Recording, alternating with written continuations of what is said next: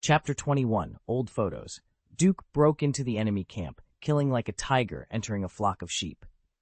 Darkness is a very magical ability, and its greatest power lies in its ability to suffocate, drain life, and render people powerless. Similarly, it can also be turned into a dark blade to inflict quick, deep wounds, making Duke immune to most physical damage. On today's battlefield, he is invincible. The black mist moved like a snake, weaving through the German army. All those it touched fell silently. The Maxim heavy machine gun misfired, and the heroine suddenly felt the pressure ease. Logan and Victor, who had been evading, climbed up and jumped into the German trench. Our side was completely invigorated. "Come on! They did it! Go!" A general attack was launched. Victor roared, flying into the trench like a beast. He pressed his paws on the heads of 2 German soldiers, smashing them into the ground with a brain-burst cauliflower effect. Roar! Victor was a beast, a proper beast. Once stimulated by blood, his killing intent was fully aroused. Inside the trenches, he was a ruthless killing machine, easily taking lives with a single blow from his sharp claws, ripping necks directly. After knocking down several fighters, Diana frowned slightly upon seeing this scene. She didn't like it, even though Victor was on her side. Compared to Victor, Logan's bone claws also pierced the enemy's chest, but it didn't feel as crazy and bloodthirsty. She didn't like Victor very much. From the first time they met, she sensed his strong, bloody aura. This was the evil spirit that could only be possessed by someone who had slaughtered at least 1,000 people. Duke. The soldiers behind had rushed in, and the German army in the trench had been routed, leaving the rest to them. She called out to Duke.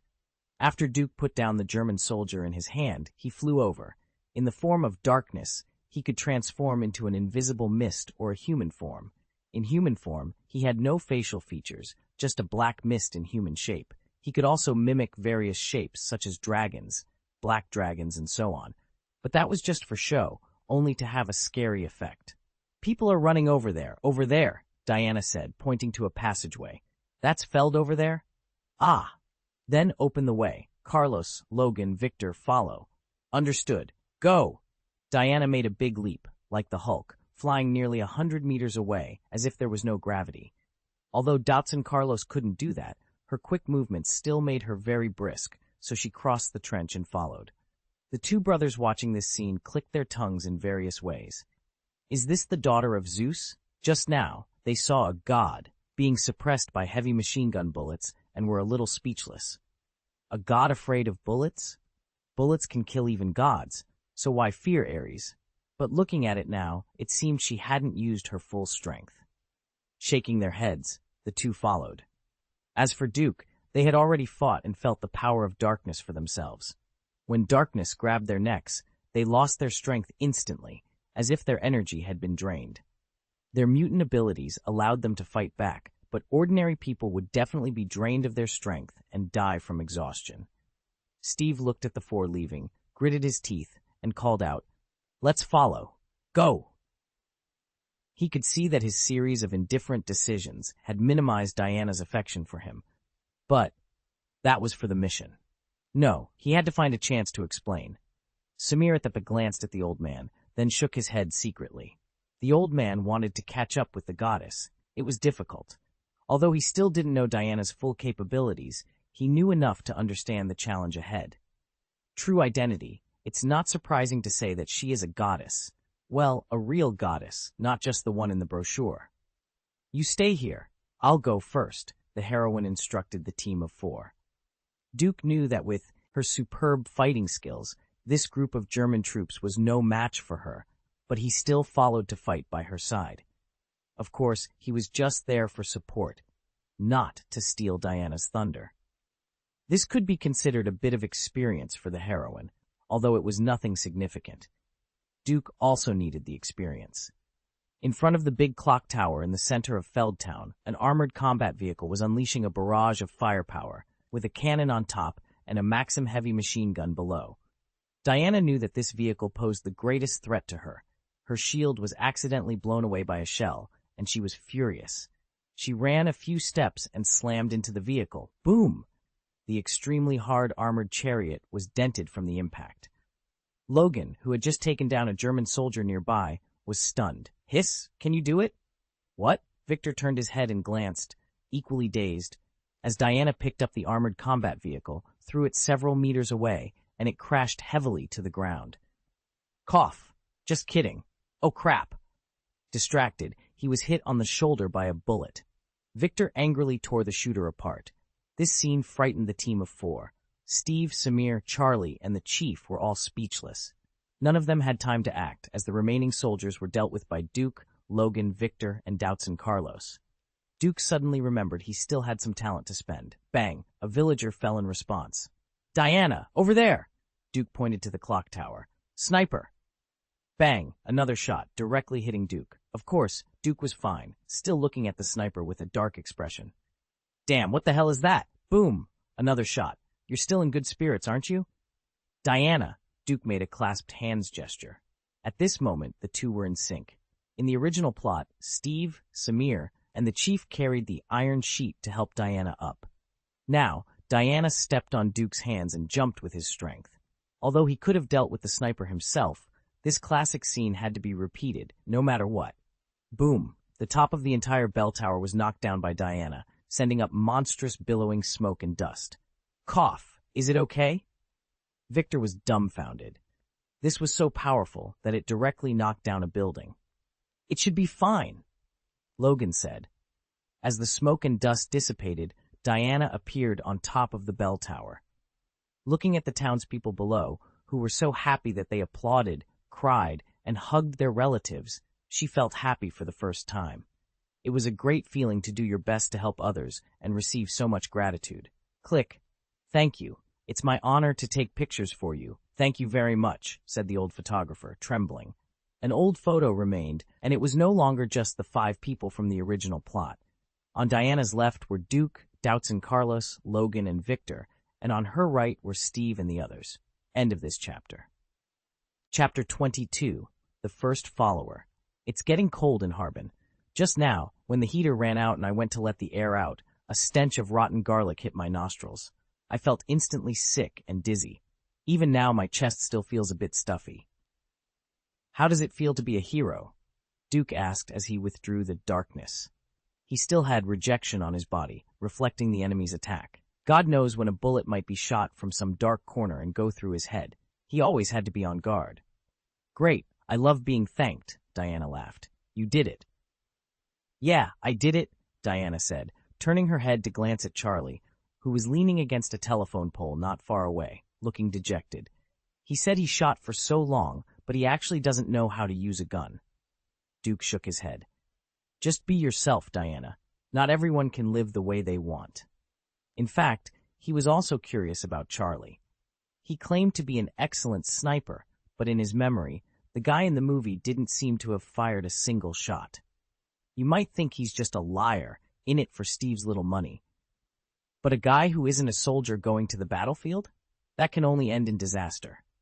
Normal people wouldn't choose this road, and the 3 of them obviously knew each other. Maybe not intimately, but they were certainly familiar. So Duke thought that Charlie probably had problems like war trauma, too lazy to bother him. Steve finished his phone call with a big, embarrassed look on his face. Needless to say, he must have been pissed off by Sir Patrick. General Ludendorff's laboratory was at the German High Command, just a few miles from the town. If the defenders of the town had been wiped out in the past, they would have sent reinforcements long ago. But now, there was no such force. And Ludendorff was holding a banquet. As for the location of the gas bombs, it was not known for the time being.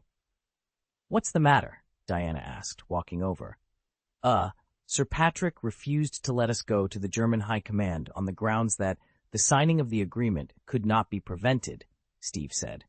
We don't actually have to worry about the signing of the armistice agreement. Why? Ares will never. As she spoke, Diana seemed to think of something. Of course, this makes sense. Ares created an ultimate weapon. Steve frowned. You mean Ludendorff? No, I'm talking about Ares, and Ludendorff is Ares, Duke smiled. What are you laughing at? Why do you think my judgment is wrong? Diana frowned. No.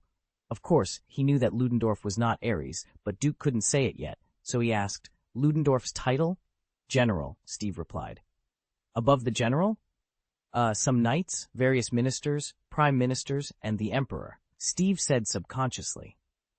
The general seems to have a high status in the war, commanding hundreds of thousands of troops, but at best, he's just working for others. There are so many big bosses above him, and Ares, the god of war, would personally participate in human wars? Gods are proud, and Ares is even more so. A powerful god who can slaughter other gods by himself, will he personally lower his status to participate in the frontline war of mankind? With that said, Duke glanced at Steve. I'm not saying that humans are weak, but very weak. Do you think that he will really lead the army to fight on the front line? To put it bluntly, in front of that powerful god, humans can't even get into his eyes. Let's not talk about Ares, even if it's me. If I want to kill you, I will never do it myself. That's too cheap. Steve shuddered. For some reason, he always felt that Duke seemed to be warning him. Diana didn't notice it, but frowned and thought for a while. So you think Ludendorff is not Ares at all, but someone standing behind? Someone?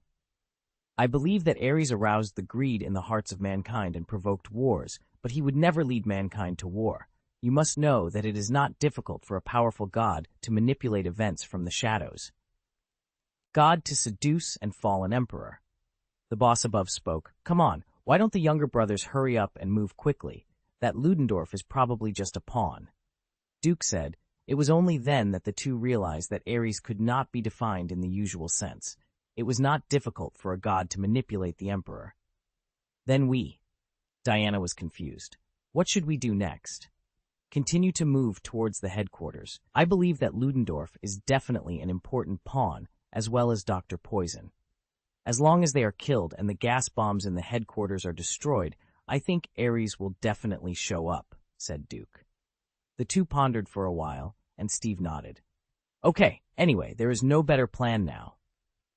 He didn't realize that Duke had taken control of the conversation, and in fact, it was no different from his previous decision.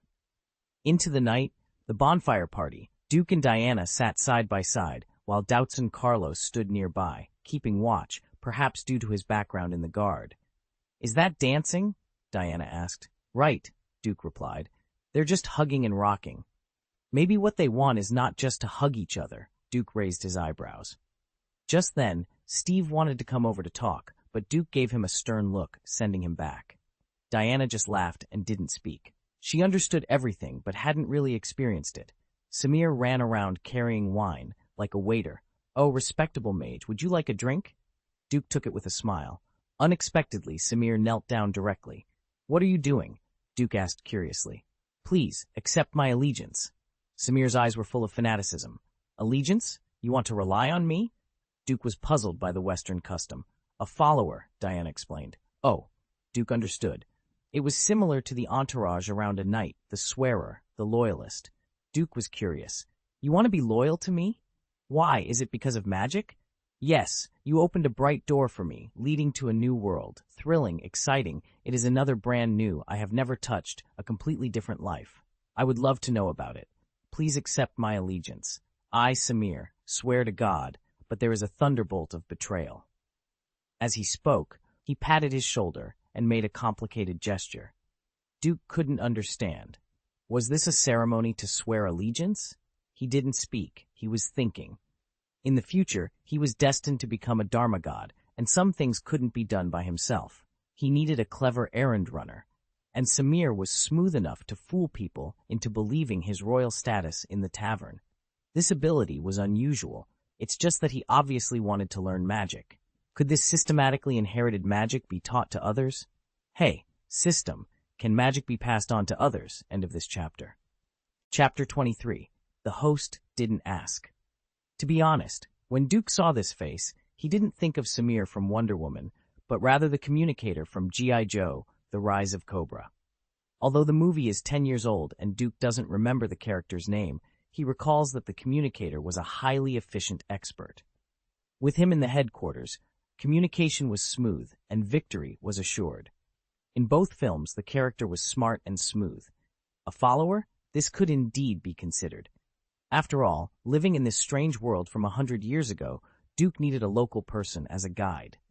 Hey, system, can magic be passed on to others? Duke asked. The system was silent for a moment before responding. Yes, host, but this system does not recommend you to do so. Ah, why? Duke inquired, their conversation purely spiritual and unnoticed by outsiders. This system must consider the privacy and security of the host. Is that so? There should be a compromise, right? Duke pondered.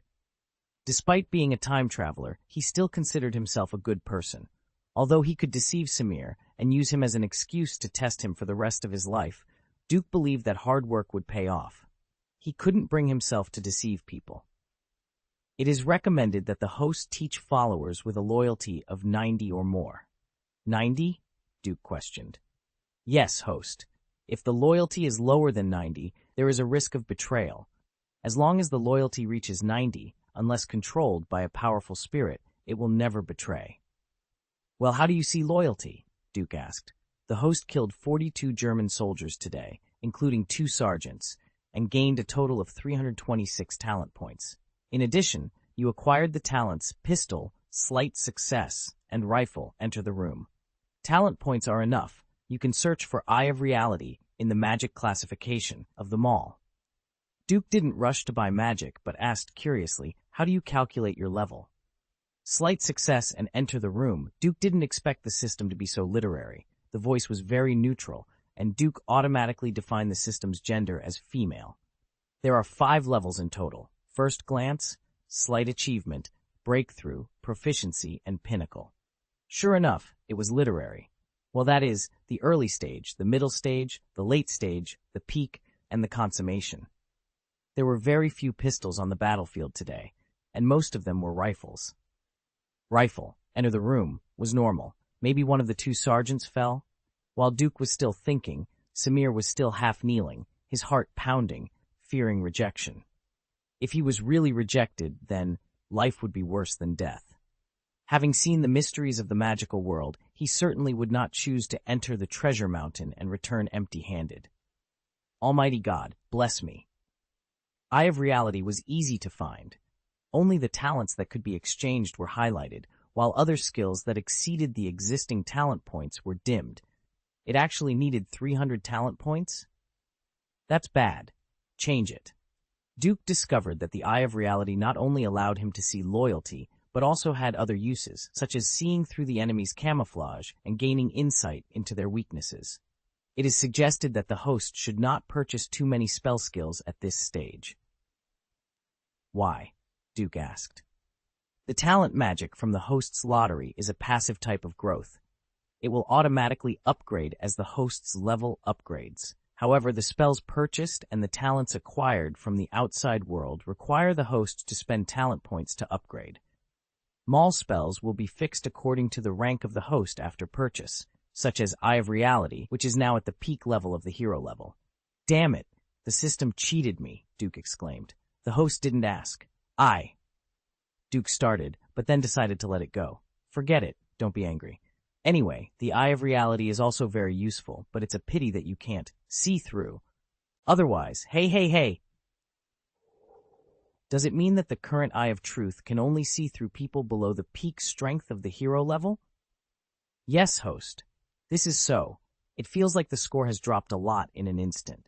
If the strength is lower than him, is it still worth looking at? But having said that, it's useless to look at someone who is stronger than him, because he can't beat them. Your restrictions are too stringent. Does this still make sense? This is for the safety of the host. Once the opponent is stronger than the host, then the opponent is very likely to notice that the host is spying on them, which will bring uncontrollable danger to the host. Well, the system is also kind, pure AQ spirit. In addition, the host can only teach the learned innate magic to followers and cannot buy new magic teaching in the mall after the host has learned it, nor can it grant the talent obtained after killing the enemy. However, there is no limit to the magic props in the mall. Additionally, follower magic can only be practiced from the mortal level, and the highest achievement can only be 1 level lower than the host. In other words, if he does not advance now, Samir can reach the elite peak level at the highest, and then he will not be able to improve. Strength levels are Cannon Fodder, Mortal, Elite, Hero, Legend, Demigod, Main God. After the conversation with the system ended, Duke scanned Samir with the eye of reality, and his loyalty was 60%. Sure enough, it's impossible to get 90% on the first try. 60 is considered a pass. He turned his head and glanced at Diana. Do you think I should accept him? In an instant, all eyes turned towards them. While Duke was chatting with the system, everyone at the bonfire party looked over. After all, Samir was quite conspicuous. Although the world has entered modern times, there are still many people who recognize the knighthood, chivalry, and follower spirit that have been handed down since the Middle Ages. Samir gulped down his saliva and turned his earnest eyes to the heroine, depending on what she said. Ask me? Diana seemed a little puzzled. Why ask me? You know, I'm from the East, and I don't know much about your culture. Give me some advice, Duke said with a smile. It was only then that Samir realized the problem. The other party was not European, and there was a cultural gap. This was a yellow-skinned magician from the East. Well, there are magicians in the East too? My suggestion is that you can accept him as a follower. Diana glanced at Samir, saw the pleading in his eyes, and finally helped. Her senses for Samir were all right. Okay, since Diana said so, I want to save face, so I'll accept you. Thank you, thank you. Samir suddenly became excited, stood up, and bowed continuously to the two. Okay, don't be too happy. Since you voluntarily become a follower, you must understand that once you betray, Duke warned coldly. Stared at by the cold eyes, Samir suddenly shuddered and quickly patted his chest to reassure. I understand. I swear in the name of God. Okay, I have nothing to do with God here. Duke waved his hand and stopped Samir from swearing. As for whether you can get the teaching of magic, you need to go through a lot of examinations. If you don't meet the standard, you may never be able to practice magic in your life. If you regret it now, there is still time. I do not regret? You really don't regret it? No regrets, Samir nodded firmly. Okay, this is for you. It's a teacher apprenticeship ceremony, and now you are just a registered apprentice. End of this chapter. Chapter 24. Hostility, 20%. Magicians accepting apprentices. Should they be considered apprentices? Samir looked at the ring in his hand, clearly confused. The ring of premonition can enhance your sixth sense, allowing you to foresee danger in advance, Duke explained with a wave of his hand. It's just a small magic prop I made casually, a little toy that's not very popular. Take it. In truth, it was more than just a toy. It cost 10 talent points. As a traditionalist with an Oriental mindset, Duke believed that since Samir was now his follower, he should give him a meeting gift. Thank you, Master. Don't call me Master, call me Boss. Yes, Boss, but how do I wear this? Samir looked a bit embarrassed. The ring was so small that it wouldn't fit any of his fingers. Just use a drop of blood. Any finger will do. The ring was sized for Duke, and Samir's fingers were obviously thicker. Oh! Samir bit his fingertip hard, and after a drop of blood fell onto the ring, it was instantly absorbed, disappearing without a trace. This shocked Samir. When he tried to put it on again, the ring had resized itself to fit his little finger perfectly. The moment he put it on, Samir shuddered as if an electric current had passed through his entire body. Charlie threw a small stone at him, and Samir seemed to sense it 0.5 seconds earlier. His neck suddenly jerked back, and the stone flew past the front of his nose. This is amazing, Samir exclaimed. For some unknown reason, he had felt danger approaching and instinctively moved to avoid it. Everyone around was dumbfounded, especially Charlie, who had thrown the stone. He could guarantee that Samir hadn't seen him from his vantage point. Diana wasn't too shocked. Paradise Island had plenty of magic items, many of which enhanced premonition. She was more curious about how the ring had suddenly appeared in Duke's palm. Charlie quickly ran over, pointing at himself with a hopeful smile. Boss, what do you think of me? I'm also willing to follow you. Duke smiled. Your aptitude is not good. Huh? Charlie froze, his shoulders drooping as he walked back. He wanted to argue, but he had seen Duke's abilities before and knew he stood no chance. Even if there were 100 Charlies, it would be futile. This wasn't just a guess. Duke's Eye of Truth had insight into Charlie's data. Magic qualification E, loyalty 10%. E-level qualifications were considered grassroots. The levels ranged from S, A, B, C, D, E to F, with Charlie being at the 6th level. It was already quite good for him to even get started. Samir, on the other hand, was a different story. Besides needing someone smooth to handle affairs, the data from the Eye of Truth was also an important factor. Samir, magic qualification, B, loyalty, 65%. Just receiving the ring had increased his loyalty by 5 points. A B-level magic aptitude was quite good. Although the system stated that a follower's highest magic achievement could only be 1 level lower than the master's, it didn't guarantee they would reach it. With Samir's B-level talent, he might touch the door of legend, but without opportunities, he could remain in the realm of heroic consummation for the rest of his life. Consummation isn't a state. It's more accurately described as peak consummation. Major ranks are divided into 4 minor ranks: early stage, middle stage, late stage, and peak stage. Consummation means one might jump to the next major step at any time, but not everyone can cross this watershed. The chief was self-aware but asked anyway. Duke smiled and shook his head. Magic qualification F, loyalty 20%. He was weaker than Charlie in terms of qualifications and couldn't even get started. As for loyalty, it was probably because they had a good chat when they first met. Duke turned to look at Steve. The other party smiled. "I'm not very interested in magic." Steve lied, knowing that Duke would never accept him, so he simply rejected the offer. "Unfortunately, your aptitude is actually quite good. Your magic aptitude is rated B, but it's a pity. You have 20% hostility towards me?" Duke said playfully. He understood the hostility. It stemmed from the fact that he was encroaching on someone else's sweetheart. While he hadn't stolen her yet, the signs were already there. If he did, the hostility would undoubtedly increase. "What's going on?" The team members all looked over at once, especially Logan, who was gnawing on a leg of lamb, his eyes cold. They had come to understand each other through fighting, and they were a different breed of people. Duke had also revealed their true identities to them, which was a gesture of goodwill.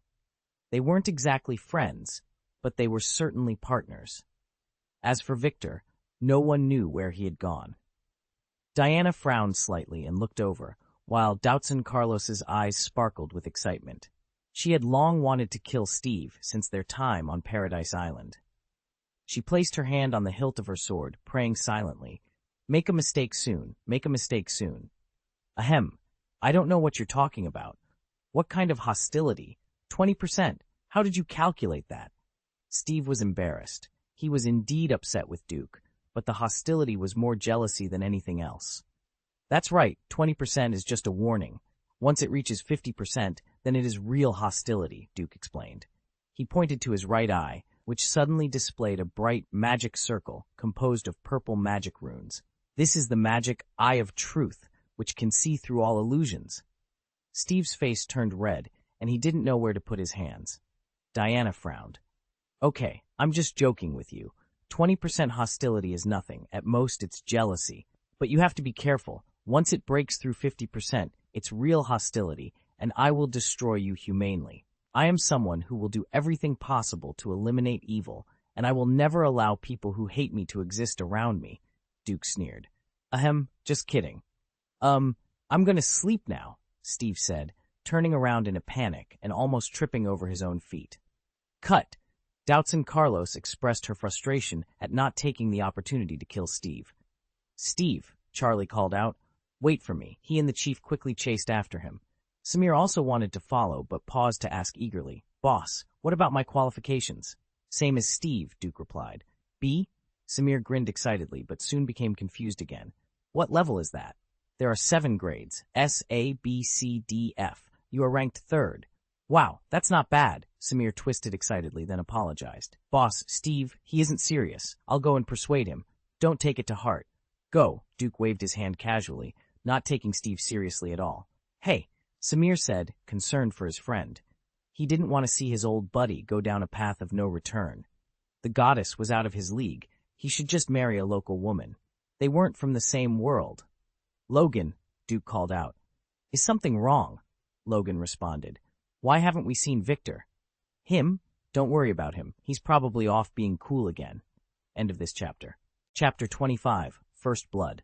Smart? The woman was puzzled. What's so cool about this place? Chic? Duke glanced at the heroine, guessing why Victor had left. He was probably off to find a girl. During the South Vietnam War, Victor had killed an officer in a fit of rage because he was blocked from robbing a woman, and as a result, he was shot for 10 hours. Damn, how many rounds of bullets were fired? It was such a waste. Seeing that Logan didn't try to stop him, it was most likely voluntary.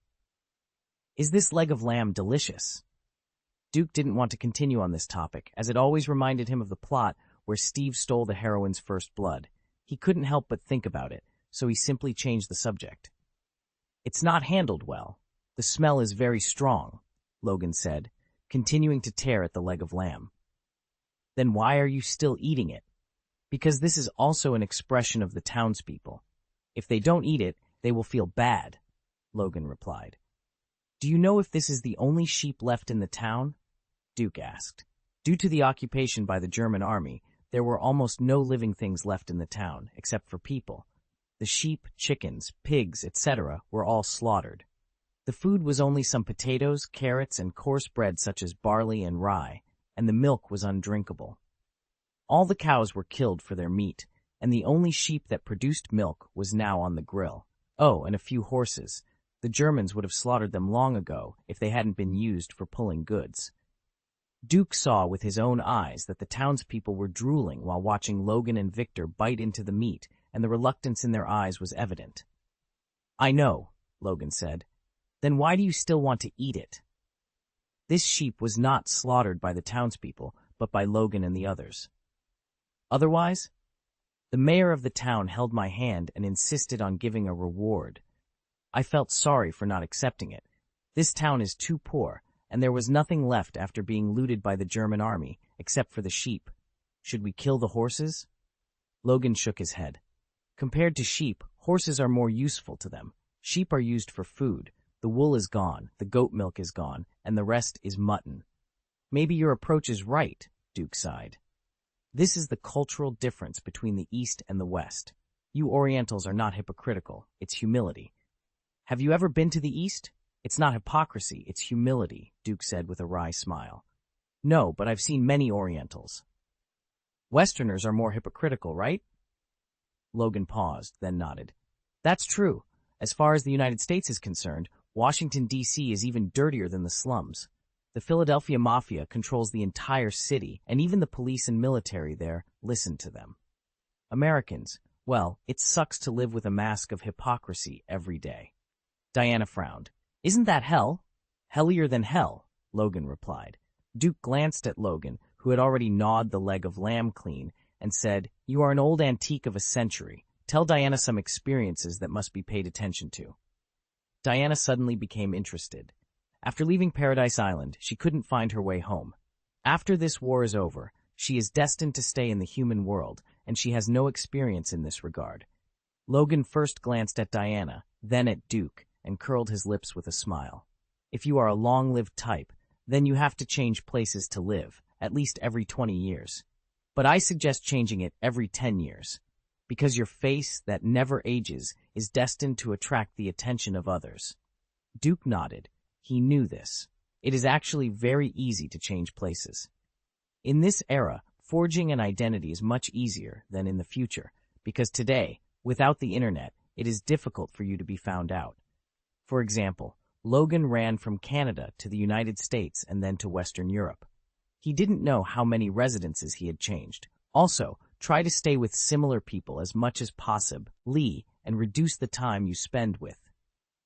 Duke looked at Diana with a serious expression. When dealing with humans, you must remember, never give your sincerity completely. Always maintain an appropriate sense of distance. Diana frowned. Why? Duke explained. There's a saying, the minds of those who are not of our kind must be different. Humans often view aliens with suspicion and hostility. Many organizations even hunt them for sport. So, when you interact with humans, don't reveal your special nature. Even if it's a last resort, prioritize your own safety. Logan nodded in agreement. It's like the story of the farmer and the snake, Duke added. Diana looked puzzled. What is the farmer and the snake? Duke was curious. You don't know? Well, if you had read this story, you wouldn't be so naive to think that all humans are kind. It's a fable from Aesop's Fables, a collection of stories attributed to Aesop, an ancient Greek slave who was freed in the 6th century BC. The story tells of a farmer who saved a frozen snake, only to be bitten by it and die. How could it be like this? Diana's frown deepened as she struggled to accept the harsh reality. She quickly grasped the fable's implication. Duke patted her on the shoulder. Humans are a mix of good and evil, light and dark. You can never be sure if someone is good or bad, so always leave room for yourself when helping others. He continued, one last warning. If you're looking for a partner, it's best to find someone of your own kind. Never get involved with ordinary humans. This is my personal experience. I once loved a girl, and we were together for 20 years. She aged, but I didn't change, and my wounds healed quickly. In the end, she betrayed me to a group of people, and... Diana was startled. You were hunted down by them? Logan pointed to his shoulder. Right here. Duke looked curiously. There's nothing there. That's where her shotgun hit me. I wanted to leave a mark to remind myself, but unfortunately... Logan shrugged helplessly. His strong self-healing ability made it impossible to retain any scars, even tattoos. At that time, we were poor, and she betrayed me for money. Despite the years that had passed, the pain was still evident in Logan's eyes. Diana couldn't fathom how a partner of 20 years could sell her husband for money. All right, I'm going to find a place to sleep too, Logan said with a smile. As he turned around, he made a subtle come-on gesture to Duke. Duke could only smile wryly. He had been noticed. Indeed, experience comes with age. End of this chapter. Chapter 26, True First Blood. In a small hotel in town, Steve Trevor drank barley wine glass after glass, his face turning redder with each sip. His 3 companions watched him helplessly. "Steve, what's the matter?" one of them asked. "Congratulations, Lord Samir, you've climbed a high branch," Steve said, raising his glass in a mock toast. Despite their efforts to persuade him otherwise, Steve remained stubborn and sarcastic. Samir, growing frustrated, slammed the table. "Yes, I've climbed a high branch." "So what? If you have the ability, go ahead and climb it too. Do you think they'll accept you? Look at yourself, a drunken mess. Do you think any woman would want a rotten alcoholic like you? Look at her, Superwoman, and then look at you, a mere soldier. What do you have to offer her?" The chief tried to calm Samir down. "Stop talking." "No, I'm going to say it. Steve, have you forgotten why you're here? You're supposed to prevent the release of gas bombs, not get involved in a romantic relationship. Are you doing right by the people? Are you? Answer me." Samir spat in disgust. "Cough, too, you're a disgrace." He grabbed Steve by the collar and yanked him up. "Go. If you have the guts to drink here, then go and pursue her face to face. Go." With that, he kicked Steve out the door. "Yes, I'm going," Steve muttered, perhaps provoked or emboldened by the alcohol. He staggered towards the door. "Damn, are you crazy?" Charlie quickly pulled Steve back inside. "You'll definitely be rejected if you go now." The chief shook his head. No woman would like a drunk confessing to her. "You're going to ruin everything, do you know that?" Charlie yelled, almost pressing his face into Steve's ear. This finally snapped Steve out of his stupor. He broke out in a cold sweat, realizing the gravity of his actions. "Why, finally sober?" Samir snorted. "Yes, I'm sober," Steve nodded repeatedly, wiping the sweat from his forehead. He had narrowly avoided disaster. "Good. Now remember your mission. You're here to destroy the gas bombs, not to pick up girls," Samir scolded. "Go to bed. We have to leave early tomorrow. Don't let down the British people who are counting on you, and don't let down your secretary." "What's wrong with my secretary?" Steve asked. "With the way you are now, the only woman you can date is your fat secretary, Etta Candy," Samir said disdainfully. Steve gritted his teeth and looked at the bonfire outside the door. He saw 2 figures sitting together and sighed. He turned and went upstairs, feeling the effects of the alcohol. "I said you were too harsh," the chief shook his head. "Yeah, I really thought you were going to kill Steve," Charlie echoed. "You think too much. I just wanted him to see himself clearly. After all, he's an old friend, and I don't want to see him go down a path of no return," Samir sighed. "Then what about Duke? We all know he's a magician. But what about Diana?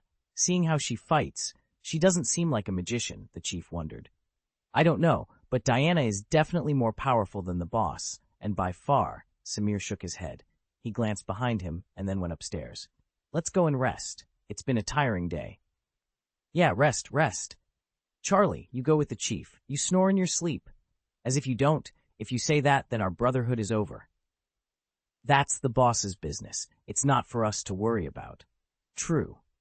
Beside the bonfire, Duke sat next to the heroine, not even half a fist apart. The heroine didn't hear a word of the commotion inside. Duke had just laid down a spell, and the argument that followed only served to embarrass both parties. He didn't want to give Steve another chance. If Steve had really tried to come over at that moment, Duke would have sent him away with a magic ball. I remembered something, the heroine suddenly said. What did you remember? Duke asked. I saw Victor holding a woman in his arms and going inside, she replied. Cough, cough, Duke stammered. What's wrong? She asked. It's nothing, Duke said, trying to brush it off. Oh, she responded, the conversation turning awkward. Did you ask Logan to come here on purpose? Diana suddenly asked with a smile. For some reason, Duke felt a sense of danger in her eyes, as if she was ready to devour him. Well, I wanted Logan to impart some experience to you, Duke admitted. I'm not talking about that, but his last warning, Diana clarified. Last warning? Duke was momentarily stunned and then blushed. Had she seen through him? This? Really, I don't know why he would say that, but I think Logan had good intentions. Think about it. You are the goddess of longevity. If you find a human to talk to, he will be gone in a few decades. So wouldn't you be lonely? Duke explained. Diana continued to smile dangerously. So, you are also a long-lived kind? Well, Duke hesitated. Although he could use magic, he wasn't sure if it extended his lifespan. The system suddenly jumped in. According to the scan of this world, as long as the strength reaches the hero level, the lifespan will be greatly extended. According to the scan of the host by this system, as long as there are no powerful enemies, the host can live for 200 years. Impossible. Then Magneto and Professor X must be over 80 years old. Don't tell me they only have elite strength, Duke argued. That's because they have problems using their abilities, and there's a 40% difference, the system explained. Okay, I get it. Now, don't interfere with my conversation, Duke said, and the system went offline. I'm really a long-lived species. According to my current magic cultivation, I have a lifespan of about 200 years. When my strength improves, my lifespan will increase, Duke told Diana. Oh, Diana looked at Duke playfully, the sense of danger in her eyes growing stronger. Then do you want to try what Victor and the others are doing now? Duke's heart started pounding. Could it be that he was finally going to bid farewell to his virginity? And with a goddess, no less.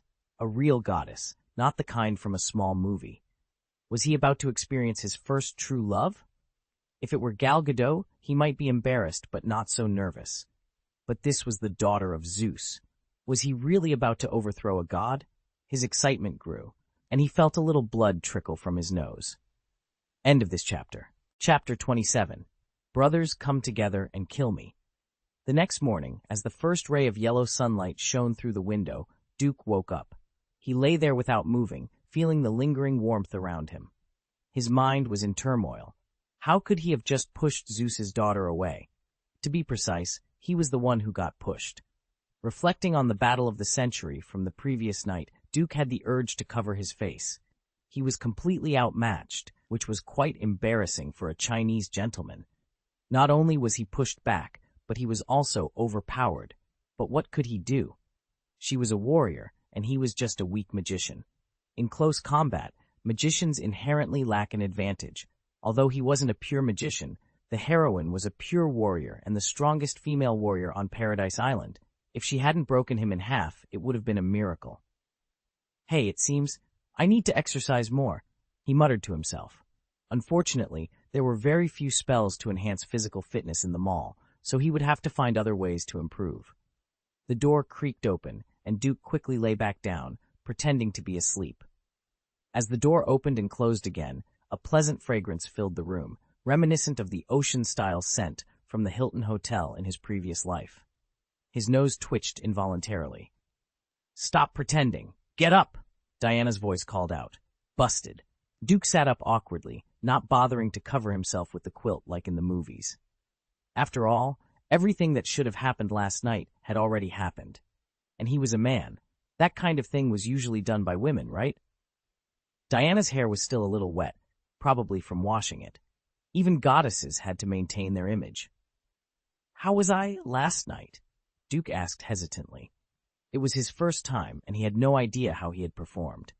Diana tilted her head, wiping her hair while looking at Duke playfully. It was a mess, ahem. Was it that bad? I thought it was okay, Duke said, touching his nose awkwardly. All right, get up quickly. Are you leaving after breakfast? Diana asked, taking out her long sword and making swift, precise cuts on the bedsheet, leaving a small square gap. Duke felt a bit sweaty. It seemed women liked to keep mementos of such occasions. But the heroine was a bit too tough, playing with a sword like that. And this was a Godslayer sword, no less. He hurried to get dressed, wash up, and go downstairs for breakfast. As soon as he descended the stairs, he saw Logan and Victor looking at him with mischievous grins. Victor kept nodding, as if to say, I understand and I approve. Doubtson Carlos, on the other hand, had the expression of an experienced old driver. Duke was puzzled by the stark contrast between people from Paradise Island. He forgot that the women of Paradise Island were not ignorant of matters between men and women. Duke raised an eyebrow. Why are you looking at me like that? Is there something on my face? Yes, Victor nodded vigorously. What is it? You smell like Diana, Logan joked with a smile. At this, Steve, who was drinking carrot porridge at another table, suddenly looked crestfallen, as if the sweet carrot in his mouth had turned sour. Remember to be nice to Diana, or I'll cut you. Doubtson Carlos threatened, drawing her sword. Duke was speechless and turned to get his breakfast. He remembered that he wasn't used to being eavesdropped on, especially when he had written down the spell formula before doing anything. Not to mention the poor soundproofing of the houses from this period. Even if it was a hotel in a small town, it was only marginally better than the dark and dirty wooden houses in Pirates of the Caribbean. When they talked about it, the other party would never hear, so there was no need to worry. In fact, they really couldn't hear. Victor had just finished work and wanted to use the restroom when he saw Duke and Diana enter a room together. What were they doing? There was no need to guess. Victor lay by the door and blinked. Dee listened for half an hour, but didn't hear a single sound. He initially thought Duke couldn't perform, but later realized that Diana must have set up some kind of soundproof magic. Frustrated, he went back to sleep. Meals were simple. In a town that had just experienced the ravages of war, there was no expectation of delicious food. Breakfast consisted of potato cakes, radish soup, and a bit of leftover roast lamb from the previous night, cut up and used as a side dish. After Diana finished packing, she sat directly beside Duke, which made Steve even more despondent. Chief, Charlie, and Samir were also emotional. They hadn't expected Diana, who was born on an isolated island full of female warriors, to be so close to Duke. Steve only knew this much, and was unaware of her being Zeus's daughter. Otherwise, he would have been even more astonished. After breakfast, the group set off on time. The horses were sent by the townspeople. We are heroes, Samir said. Guys, I said this was a 2-day task. Now it's been 2 days, so what you say is true. Steve was depressed but decided to let his companions leave. Samir had followed Duke and didn't care, but the next journey was more dangerous. The chief and Charlie couldn't afford to have an accident. You can't survive without us, said the chief. Yeah, we're not worried about Diana and the others, but you can't. Charlie shook his head. Although you might be better off without me. The bounty is gone. The previous ones are enough. Heh? Steve smiled and shook his head. His sweetheart was gone, but at least he still had his brothers. If you are a brother, come and cut me. Duke spat out his mouthwash and walked over. I think you should all leave. The battle ahead is beyond your capabilities. Even we can't guarantee our survival, and we may have to take care of you. Without you, your chances of surviving are slim. That's right. It's better for you to leave. Victor stepped forward to push them away.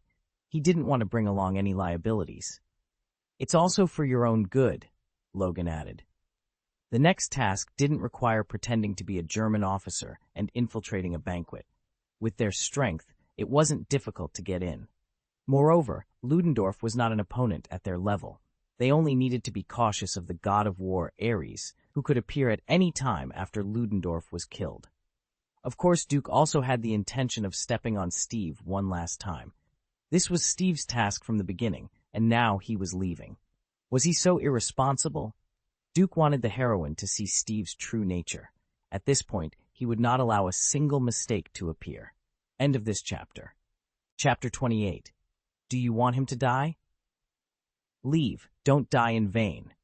Duke patted Steve on the shoulder, trying to persuade him. Strictly speaking, this is not your task. Remember, your mission is to send the notebook back. Killing Ares is Diana's task. You've already fulfilled your promise by bringing Diana to the battlefield. We can handle the rest ourselves. The Divine Mansion is not something ordinary people can face. Don't be brave for a moment. It's not worth losing your life. Sometimes, being cautious, compromising a little, and retreating a bit, it's not shameful. This is not a force you can fight against. Diana also approached, her expression serious. Thank you for your help, Steve.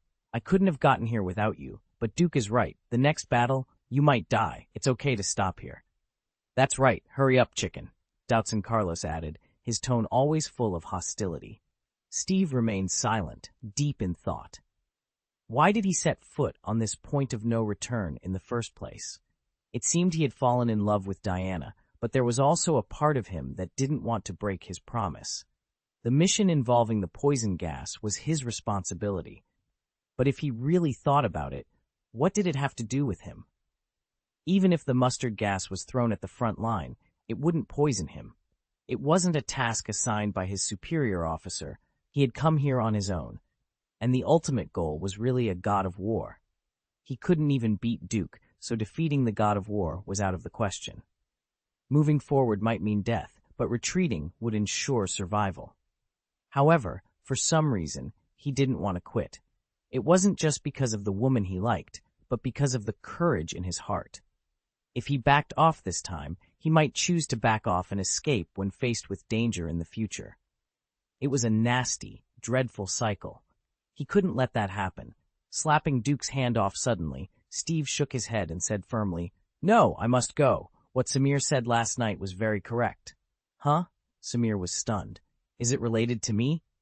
Don't be sorry to the British people who have been expecting you, Steve quoted, ignoring the fat secretary behind him. Even if he became a loser this time, he would never date a fat woman.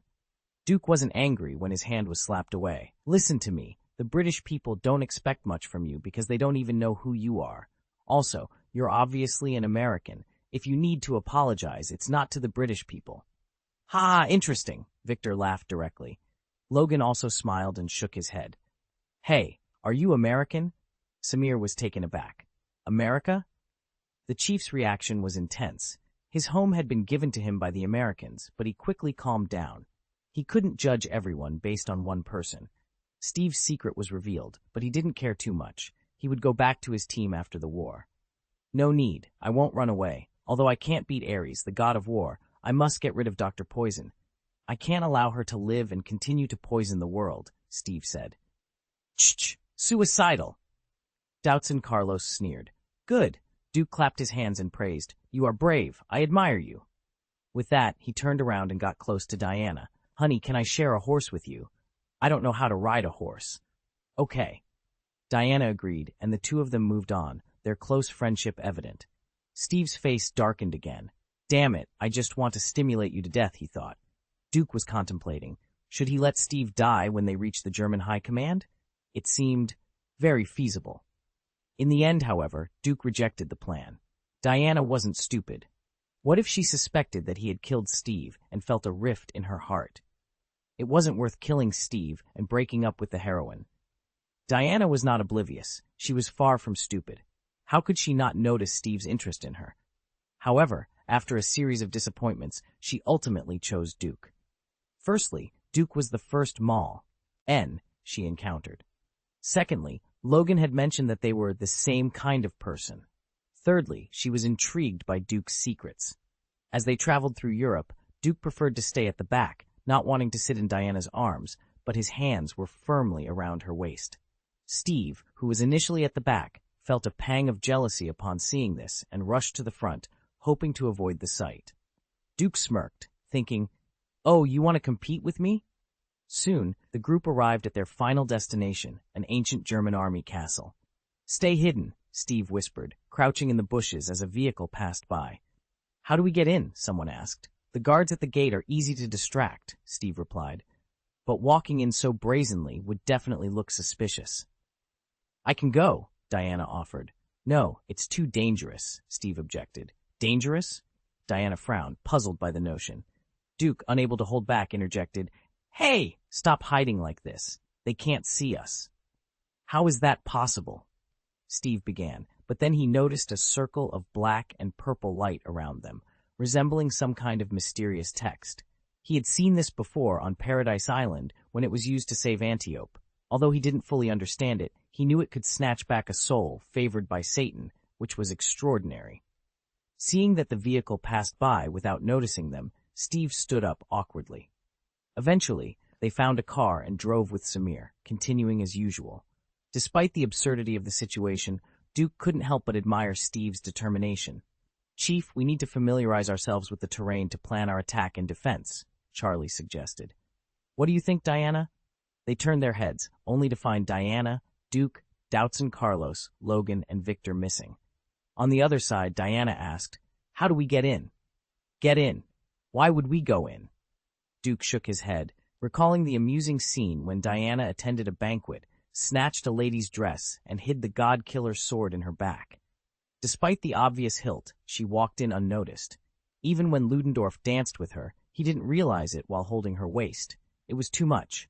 Moreover, Duke thought, She's my woman now, and I won't let a guy like that take advantage of her. Huh? If we don't go in, what are we doing here? Diana wondered. Logan and Victor were equally confused. This castle is just for banquets. Do you really think mustard gas bombs would be made here? There must be a hidden military base nearby. That is our target, Duke explained. End of this chapter. Chapter 29, Gustav's Giant Firebag. Duke is right. This kind of castle must have belonged to a noble in the past, and its structure is not suitable for making gas bombs of mass destruction. Once the gas leaks, no one can escape from the entire castle, Victor said. Also, I found something. Duke suddenly pointed to the top of the castle. That's... Diana frowned. The sky was getting dark, and Logan took a careful look before taking a deep breath. That's Gustav's Giant Firebag. Duke, a fan of weapons who had studied various armaments from World War I and World War II, was astonished. Among them, Gustav's Giant Firebag was the most amazing. This gun had a caliber of 800 millimeters, and a single shell weighed 7 tons, armor-piercing shells. It was definitely a super-tonnage behemoth. But this thing was developed in World War II, and now it is available in World War I? After remembering that this was not Earth, he was relieved. A closer look revealed differences. Gustav's Giant Firebag, also known as Dora's Giant Firebag, had a total artillery weight of 350 tons, equivalent to more than 26 Tiger heavy tanks. This thing was a land battleship-style giant armor. However, the giant firebag built on the top of the castle was not the same as the World War II-style Gustav Giant Firebag. First of all, it was immobile and a fixed turret.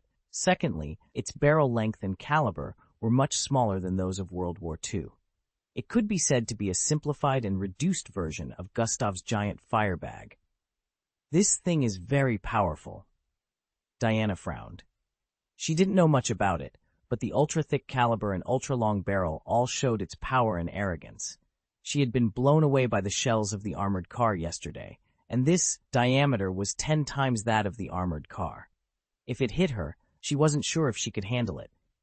It's not a question of whether it's powerful or not. It's the kind of...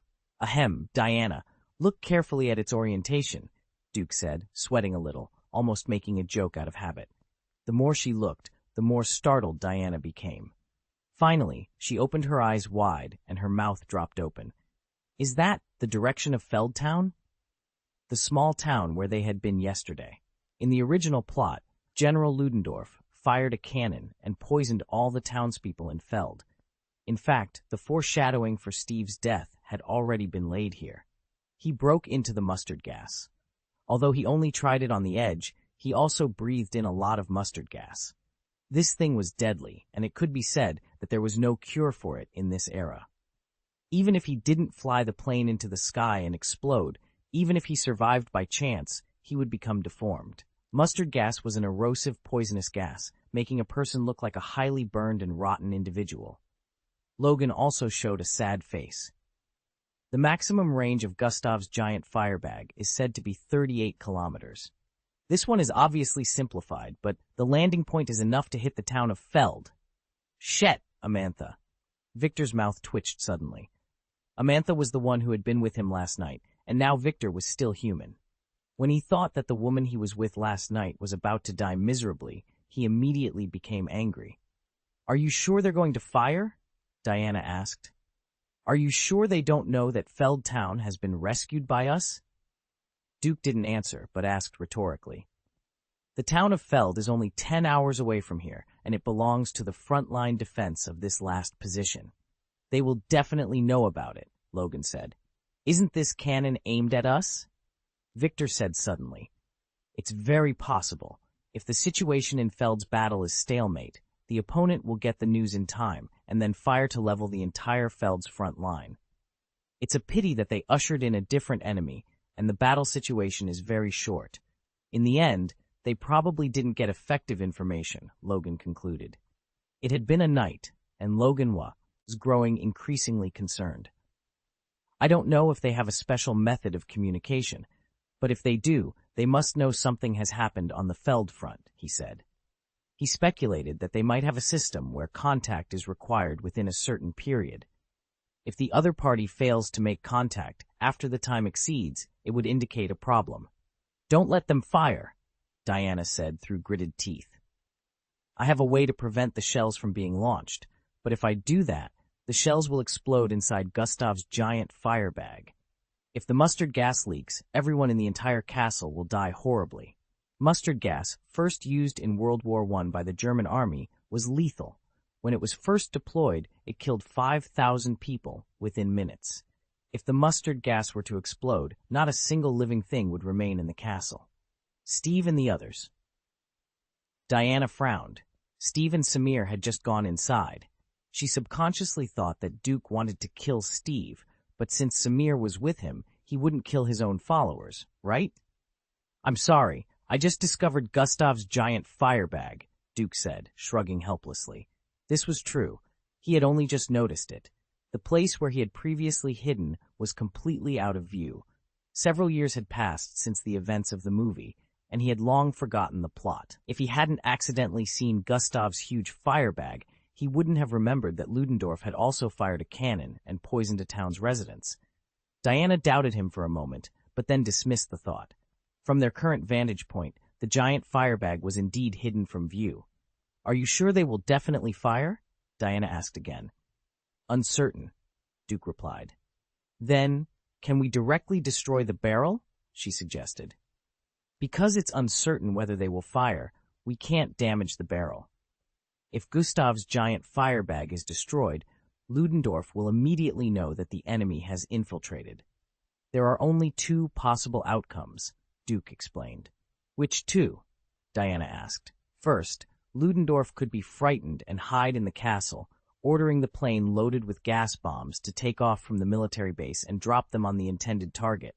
But we don't know where the base is, and we are not sure about the target. Mission failed. Second, Ludendorff could escape and rush to the military base. Which one do you think it would be?" Logan felt a toothache just thinking about it. Victor shook his head. "There's no doubt it would be the first. Since the enemy has infiltrated, who can guarantee there won't be ambushes on the way to the base?" Doubts and Carlos agreed with Victor's judgment. Duke nodded. "If we really contact the base, we probably won't be able to stop the poison gas airdrop." Diana gritted her teeth. "Then make Gustav's giant firebag unable to launch, but tell Steve to evacuate." "No problem. Leave this to me. I can sneak in quickly, but what about the base?" Duke asked. "The base," Diana echoed.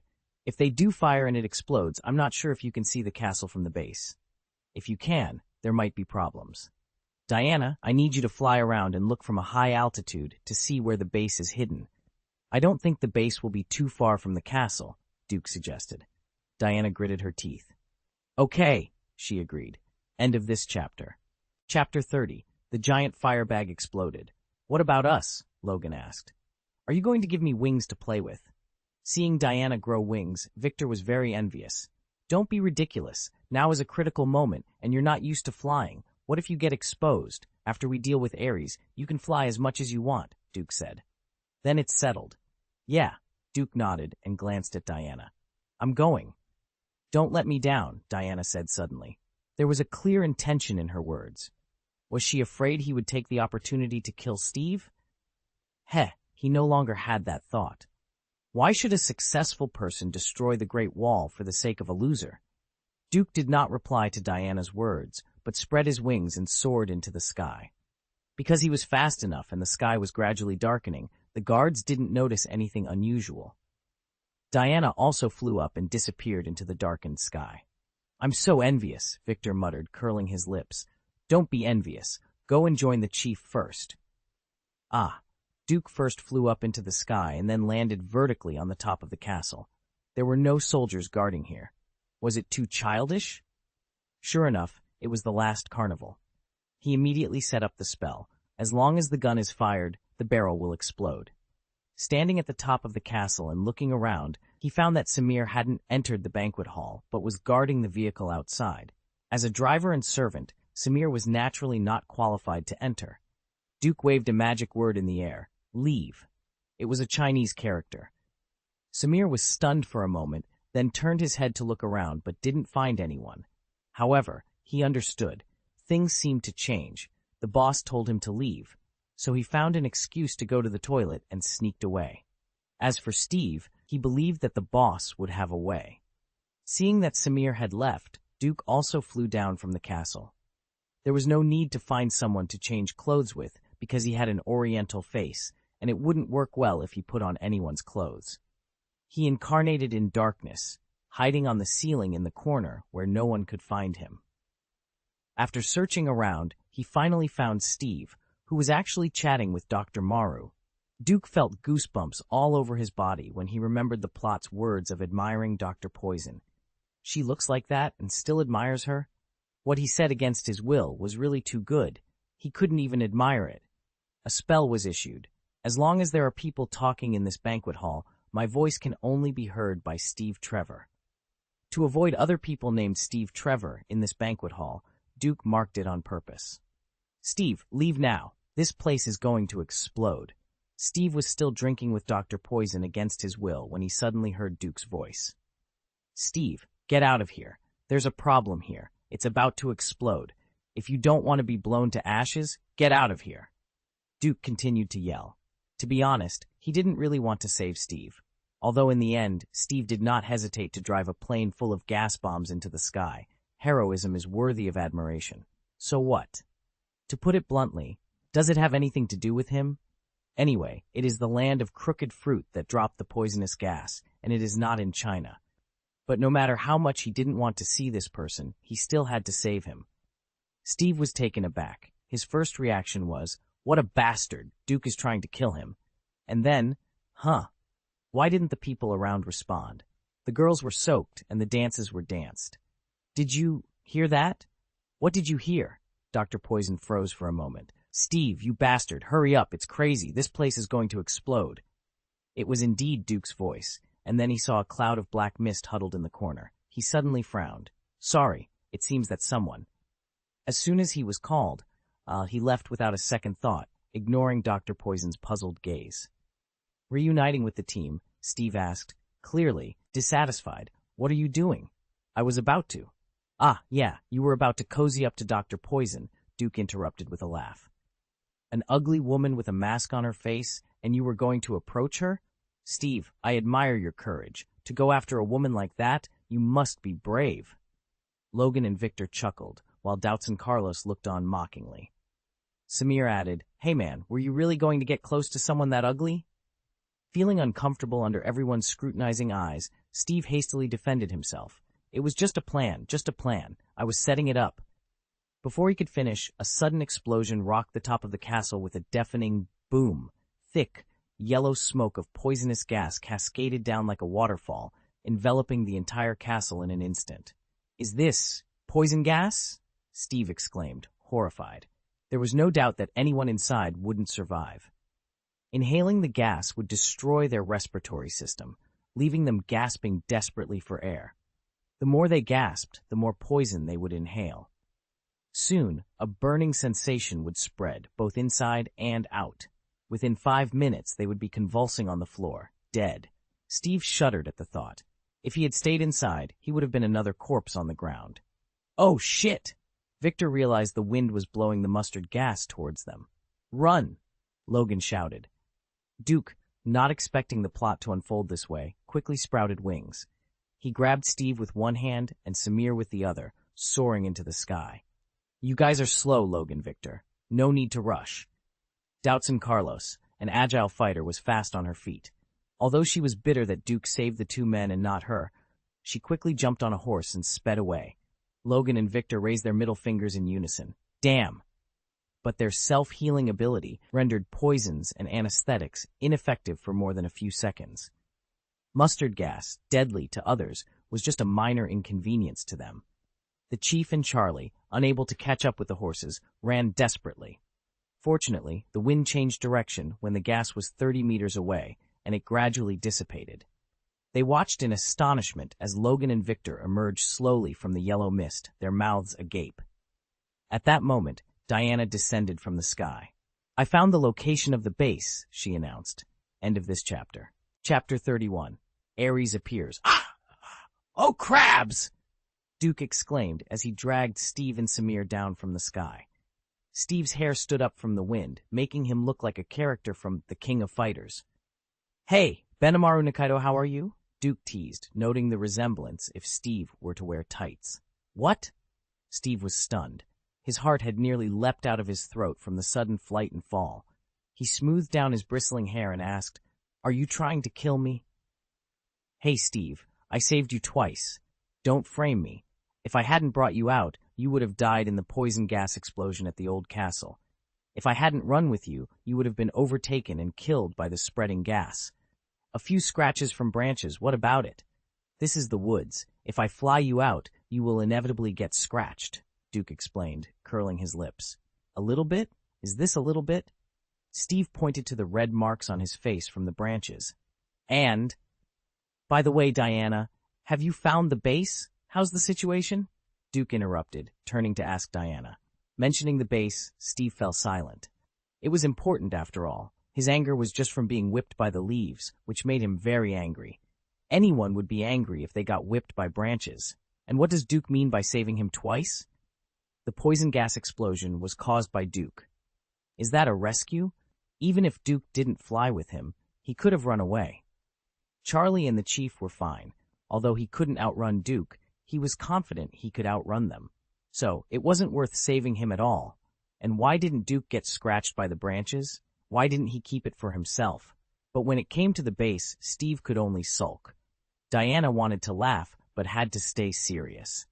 Steve was really acting like a child, and he wasn't polite when attacking a rival in love. But she didn't blame Duke much. It was a matter between men. On Paradise Island, in London, and on the battlefield, Duke had told her a lot. She was no longer the simple, naive person she used to be. She understood more now, especially about Oriental characters, who were very serious about rivals in love and protecting their own.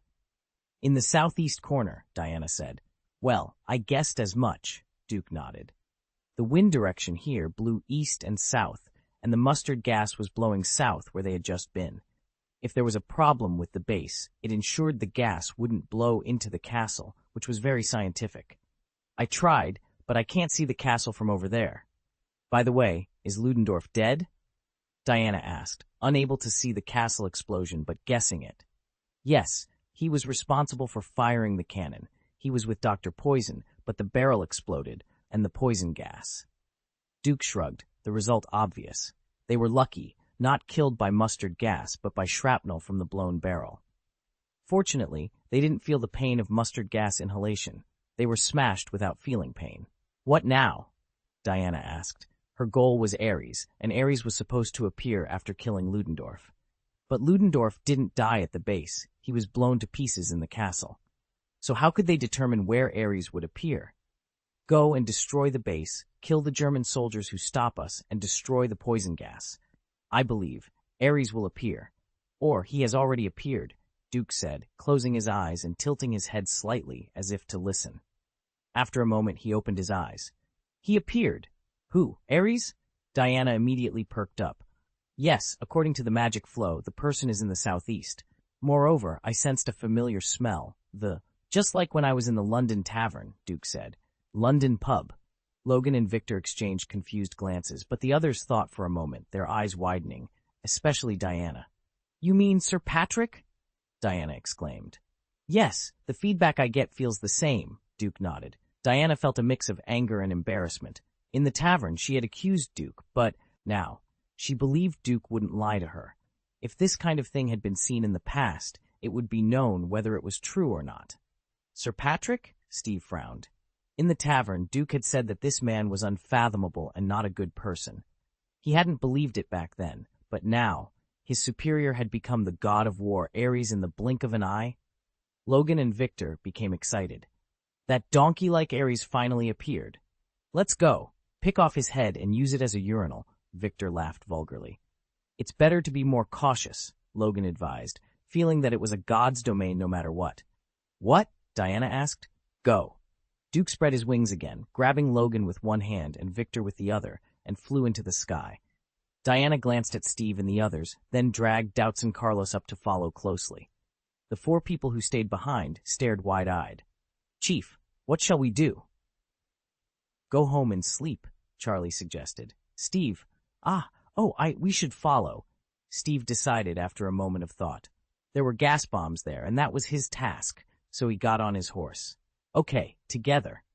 What's the matter? You've finally seen that god of war, haven't you? Even death is worth it. Ah ha ha, one of them laughed. The 4 mounted their horses. Although it was already dark and there was no trace of Duke and Diana, they just had to chase southeast. Meanwhile, the other 4 were flying in the sky. Diana, you go to deal with the god of war, Ares. I sense that he is in the observation command room, Duke instructed. Understood, Diana replied. Logan, Victor, Carlos, you go and handle the plane loaded with gas bombs. How do we get it done? Victor wondered. He still wanted to fight Ares, the god of war, but considering the other party was a god, he might not be able to fight him. It would be better to take revenge on those soldiers for the time being. After those guys were settled, there would still be time to besiege Ares. Doubts and Carlos had no objection. She had recognized her own strength along the way. She was fine in melee combat, but it would be a little troublesome to fight against long-range gunmen. Fighting the god of war. Oh, let's forget it. Kill the German soldiers who hinder you. You must not let the plane take off, but you must not destroy the plane, Duke instructed. Why? Diana asked. I thought of a possibility, but I'm not sure about it at the moment. I won't know until I get there, Duke replied. What about you? Logan asked. I'm going to make some necessary preparations. Ares is too strong. I want to reduce his strength as much as possible, Duke said. Diana understood that Duke probably wanted to set up a magic trap. End of this chapter. Chapter 32. I don't know if I can stand it. Come on, brothers. When you come back alive, I will buy you a drink. If you die, I will engrave your names on the tombstone, Duke said with a smile. Logan shook his head. It is more likely that we will be the ones writing names on the tombstone. Victor grinned. Yes, you are more likely to die than us. Doubts and Carlos rolled his eyes. Ha, Diana, it's on! Duke transformed into darkness again and flew close to the ground to the other side. I wish you all good luck, Diana said, leaping towards the observation headquarters. Good luck to you too, Logan replied slowly. Together with Victor, he sneaked in from the other side under the cover of darkness. War was imminent. For Logan and Victor, it was like unleashing tigers from their cage. Under their rapid assault, the German soldiers were no match. They were torn apart, their throats cut, and their hearts ripped out one by one. Doubts and Carlos found her own battlefield, slashing the throats of the German troops rushing forward with her 2 swords. Within 10 minutes, the plane was firmly under control. On the other side, the battle between Ares and Diana erupted. Boom! The entire observation headquarters was destroyed by an explosion. Glass shards flew in all directions like a nuclear bomb had gone off. The fierce airflow rushed in all directions, making it almost impossible to stand steady. Diana, who had not yet fully awakened, was naturally no match and was blown away by the explosion. Oh, cake seller! Victor was dumbfounded, his mouth wide open. Is this God? Under that violent explosion, even I would be burnt black. Although I wouldn't die, it definitely wouldn't feel good. If that is really the god of war, Ares, we have no choice but to defend the plane first, Logan said. Good idea, Victor agreed. Let Diana deal with the donkey's head. At that moment, a black shadow rushed over. Who? Victor exclaimed. It's me, Duke said as the black mist dissipated, revealing his figure. How is it? Why are you here? Aren't you going to help the woman? She is suppressed now, Victor pointed out. Diana, she... Doubtson Carlos was a little worried. No need for now. Don't worry. Diana needs to go through battles to inspire her true strength. Although Ares is the god of war, don't forget that Diana is also a goddess of war, Duke said with a smile. Sometimes I feel that Zeus did this on purpose, splitting the power of Ares. Because Ares is the god of war, his strength comes from war. If human wars decrease, he will become very weak. But now, although the war is still ongoing, it is coming to an end. The wars in various parts of Europe have ended one after another, and his strength is gradually weakening. And Diana is also a goddess of war. Although she is not a god of war, and her power does not come from war, war can still enhance her strength. I suspect Zeus just wanted to cheat Ares.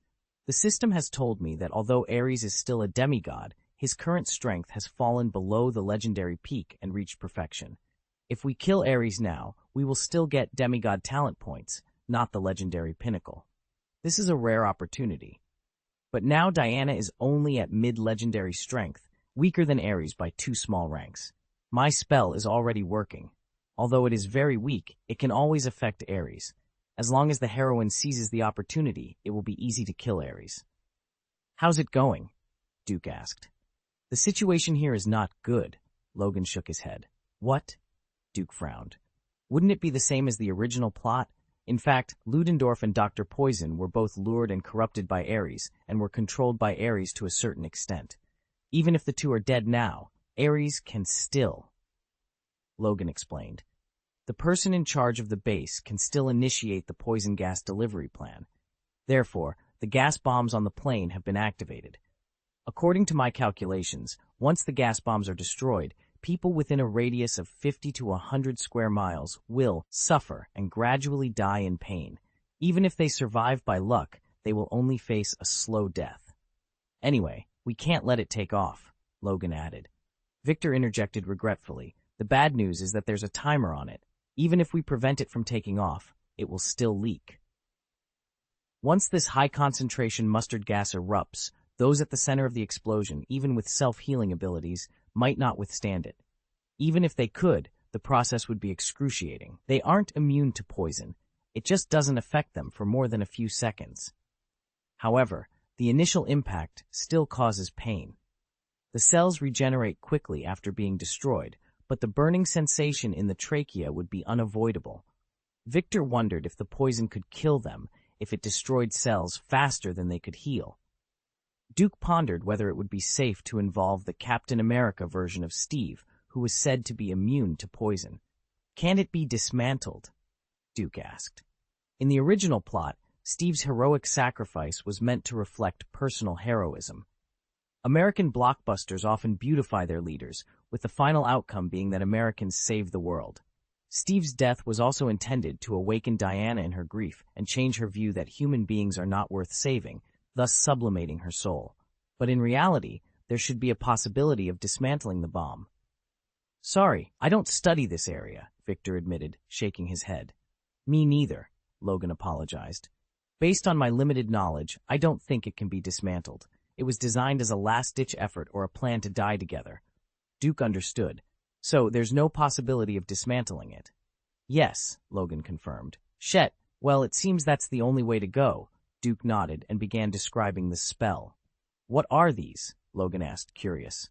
This is called a spell. I can limit the explosion to a certain range. As long as it explodes, the impact won't spread beyond this rune line, Duke explained. So amazing? Logan noticed that the black runes wrapped around the rear half of the cabin. That means the explosion will only be inside the rear half, and the front half will be okay? That's right, Duke confirmed.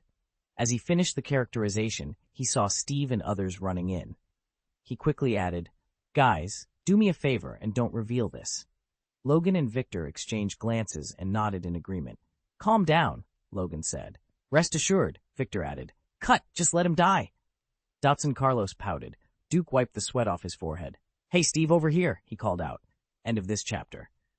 Chapter 33, God of War's Abilities. You move very fast, Steve remarked, as he and his team arrived to find all the German soldiers either dead or incapacitated. You guys are too slow, Duke laughed. Steve frowned but didn't argue. You can fly, but I can't, he muttered under his breath. Now, what's the situation? Logan explained the problem with the gas bombs on the plane. Steve quickly assessed the situation and realized it was as dire as Logan described. If the poisonous gas leaked, everything within a 50-mile radius would be wiped out. We can't let that happen, Steve declared. Unfortunately, there's a timer on it, Victor said. I'm not a bomb disposal expert. Do you think it can be dismantled? Dotson Carlos shook her head. Don't look at me. I haven't studied this.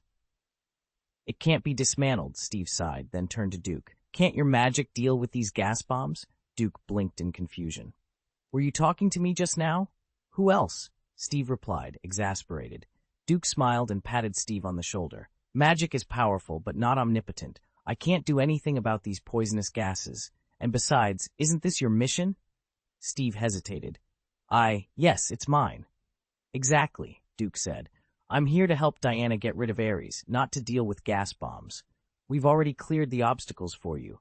Asking me to solve the gas bomb issue is a bit much, don't you think? Steve felt a pang of embarrassment. You're right. This is my responsibility.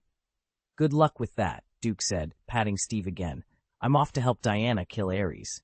Steve gritted his teeth as he watched Duke walk away. Hey, Chief, Victor said. I was also invited by Duke to deal with Ares. You can handle your task. We've already cleared the way for you. Let's go, Logan. I want to see how powerful Ares really is. Victor jumped out of the plane, followed by Logan. Good luck, Logan said, patting Steve on the shoulder. Come on, Dotson Carlos cheered, waving her fist before leaving. She seemed to wish Steve would fail. Everyone was gone, leaving Charlie staring blankly. What should we do now? Steve took a deep breath. They're right. This is my task. Duke came to help Diana, not him. Logan and Victor were also here for Ares, not the gas bombs. They had already helped him numerous times. It was time for him to take responsibility. Seeing Steve take out the detonator, the chief was alarmed. Steve, what are you going to do? Steve dodged the question, taking a few deep breaths. Don't try to stop me. This is what I have to do. His face was flushed, and sweat beaded on his forehead. Not everyone can face death calmly. Even though Steve had made up his mind, he hesitated at the cabin door. He thought of his comrades, friends back in the United States, his family, and the girl he once liked. In the original plot, his decision to get on the plane might have been influenced by his fear of disappointing the heroine. But now, let him embark on the road of death? Isn't that a bit too harsh? Logan watched from a distance, his concern evident. You don't really want to kill him, do you? Victor looked at Duke with a sly smile. The black magic runes were hidden by the darkness of the night. You're overthinking it. If I wanted to kill him, he would have been dead long ago, and Diana wouldn't have even noticed. Duke shook his head, dismissing Steve from his thoughts and focusing on Ares on the battlefield. Watching a movie could never compare to the intensity of facing it in reality. Duke didn't intervene, but instead analyzed the abilities of the god of war: flame, wind, earth, lightning, mind control, superhuman speed and endurance, immense strength, and an excellent strategist. Flame, the monstrous sea of flames caused by the bomb explosion, couldn't harm him. Wind. When Diana threw out the lasso of truth, the wind he conjured was so strong that she couldn't get close. Lightning. He could manipulate massive bolts of lightning to strike his enemies. Earth. With a mere gesture, he could raise dozens of tons of ground. This might be earth manipulation or telekinesis. Mind control. Similar to the abilities of Jean Grey and Ebony Maw, but stronger. He could easily use surrounding metal fragments to create powerful war blades. From a Taoist perspective, Ares seemed to possess all the elemental abilities. Duke wondered if he could also control water. At that moment, Ares used his warblades to knock the heroine away and flew forward, condensing a new warblade as he advanced. It's time for me to join the fray. Duke said, glancing playfully at Logan and Victor. Do you want to give it a try? No, after you, Victor laughed, clearly not eager to engage in such a high-level battle. Let's observe first, Logan said cautiously. All right then, Carlos, be careful. I'm going in. Darkness, a forbidden magic that transforms one's body into a demonic form. This was Philip Justin's most powerful magic. As the dark runes were engraved on his chest, Duke's body underwent a startling transformation, leaving his two companions stunned. Demon! Duke transformed into a ferocious demon, his height suddenly increasing to nearly 3 meters. 2 black devil horns curved outward from his forehead. His back sprouted black wings with patagium, similar to those of a bat. His muscles bulged, and irregular lines covered his chest. His eyes turned completely black, radiating black flames. His teeth became sharp and ferocious, with 4 prominent canines on both the upper and lower jaws. His hands grew sharp claws, and his legs twisted unnaturally. If you had played World of Warcraft, you might have exclaimed on the spot, "Holy cow, it's Illidan!" Of course, there were differences. Duke's eyes were black, while Illidan's were green. The lines on Duke's body were black, whereas Illidan's were green. Duke's wings were thinner and less imposing than Illidan's, and his legs were not hooved like Illidan's. Whoosh! The transformation took only an instant, and Duke shot forward like a cannonball, moving with incredible speed. Ares only saw a black shadow rushing at him from the side. Before he could react, he was struck with immense force and sent flying. What? Ares exclaimed in shock. End of this chapter. Chapter 34. The Husband and Wife / the God of War. What the hell? Even as a well-informed god of war, Ares couldn't help but gasp at the strange creature before him. What is this? I've never seen anything like it. Diana was equally shocked. Ares, the god of war, right? Let me face you. A mere sneak attacker, Ares sneered, launching himself into the air again. Duke was also taken aback. Although he hadn't used his full strength earlier, he had still employed at least 70% of it. Yet, he had only managed to knock the god of war back a little over 10 meters. When he had punched Ares, it felt like hitting an iron plate, and his fist throbbed with pain. He didn't need to look to know it must be red. This guy's defense was incredibly strong. The difference in their ranks was too obvious. Duke, as a dark demon, had barely reached the peak of the hero level, while Ares was at the peak of the legend level. The gap was significant. He couldn't afford to fight Ares head-on. The effect of Duke's spell was weak. Ares, being a god of war, didn't rely much on magic and preferred melee combat, rendering the magic restrictions ineffective. When Ares slashed at him with his sword, Duke dodged just in time. His body spun rapidly, forming black wind vortices. Darkness, he called out. Dark breath. Generates a dark vortex and blows it towards the target. Essentially, it was a dark tornado. Hold the grass. Logan and Victor, watching the battle from afar, were dumbfounded. Dutch and Carlos was also taken aback. Was Duke really this powerful? As the dark tornado formed, it grew larger and larger, surrounding Ares. With a diameter of nearly 10 meters and a height reaching the sky, it was an awe-inspiring sight. The dark tornado wasn't a real tornado. Its dark wind acted like dense, sharp blades, cutting into Ares. To Duke's surprise, the wind fueled the fire. The flames from the earlier grenade explosion were drawn into the tornado, creating a dark fire tornado. Its power was even greater. Damn it! Ares couldn't break free immediately. He swung his swords furiously, but it only pushed him to the other side. The dark wind blades cut rapidly into his body, peeling away his steel armor. Small cuts appeared on his flesh, and the flames burned into them, causing him immense pain.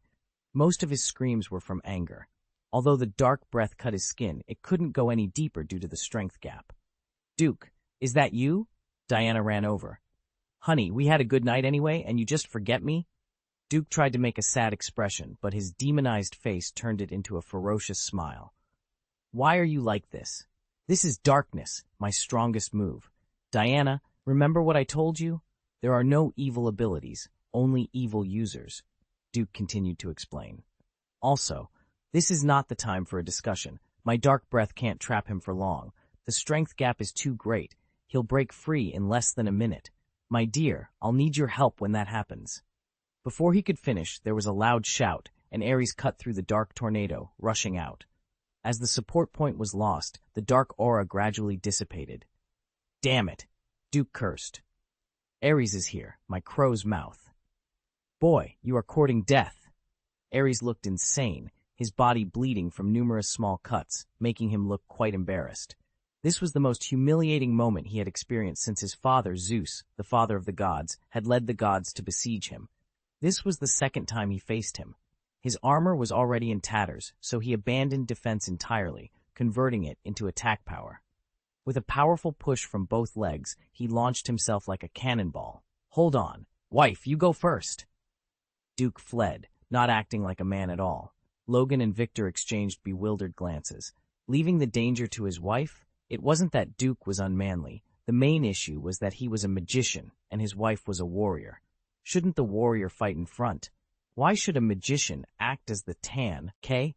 His wife was formidable, the goddess of war, engaging in combat, each punch landing with force. Suddenly, Duke remembered a dirty trick. He turned around and rushed towards Ares' back. Damn Ares, let go of my wife, and come at me if you have the guts. With both wings together, he swooped down like a cannonball and immediately launched a punch. Boy, do you still dare to sneak attack? Ares violently grabbed Diana's neck, threw her far away, and she crashed into a barracks. Then he flew up suddenly and punched Duke. He had already gauged Duke's strength. Except for the strange move earlier, Duke wasn't strong. Ares planned to go fist to fist, shattering Duke's arm bones and let him try attacking again. Just as their fists were about to collide, Ares noticed a sneer at the corner of Duke's mouth. His heart suddenly skipped a beat, realizing something was wrong. I was fooled. Then he truly felt the consequences of being deceived. Their fists didn't meet as expected. Instead, he was struck in the chest by a black ball of light about 0.5 meters in diameter. Damn cunning boy, ah! Dark light bomb, Duke's strongest magic attack, using his hands to condense a powerful dark magic bullet to smash the target. The magic bullet comes with explosion, tearing, and corrosion effects. With a miscalculation, Ares was smashed to the ground, creating an astonishing depression. Haha, idiot, here they come again. I hit. Duke rapidly waved his hands, launching one black dark light bomb after another at Ares, causing a series of explosions. Boom, boom, boom. Endless. The depression created by Ares expanded rapidly. Clearly, the bombardment was extremely embarrassing. In the words of Dragon Ball, this attack was akin to air bombs, one of Vegeta's tricks. The principle was similar to the Qigong wave, using Qi to form an energy ball, though not as powerful as the Qigong wave. It could be single shot or double shot, with various uses. Eventually, almost everyone could perform this kind of attack. Oh, yeah! I'm going to fight! Cough, cough! I'm exhausted! Duke didn't know how many dark light bombs he had launched in a row. In short, he had created a large pit hundreds of meters wide, and he was a bit exhausted. Ares lay awkwardly in the middle of the pit, motionless as if dead. But Duke knew that this wasn't enough to kill the god of war. End of this chapter. Chapter 35, Duke dead? Note, this is the first chapter today. I have a cold and fever, I can't concentrate, and I'm sweating all over my body, especially the back of my neck. The rank gap is too obvious. The peak of the hero level is perfect versus the peak of the legendary level, and there is a significant difference. If it wasn't for the surgery that weakened Ares' defense, Duke would probably have to smash the armor to finish the job.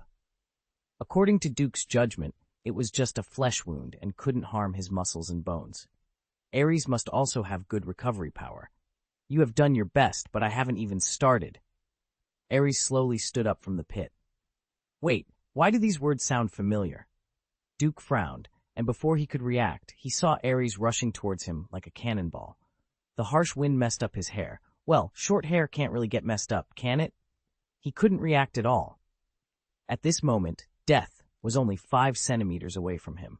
Am I going to die? The speed is too fast. There is no time to react. There are no moves. I even forgot to back up. My mind is blank. Simply put, Duke's combat experience is too little. Puff! A piercing pain came, and Duke slowly lowered his head. He saw an arm piercing his chest. A punch had shattered his sternum, crushed his heart, destroyed his lungs, exploded his spine, and pierced through from behind. Ares' fist. Cough!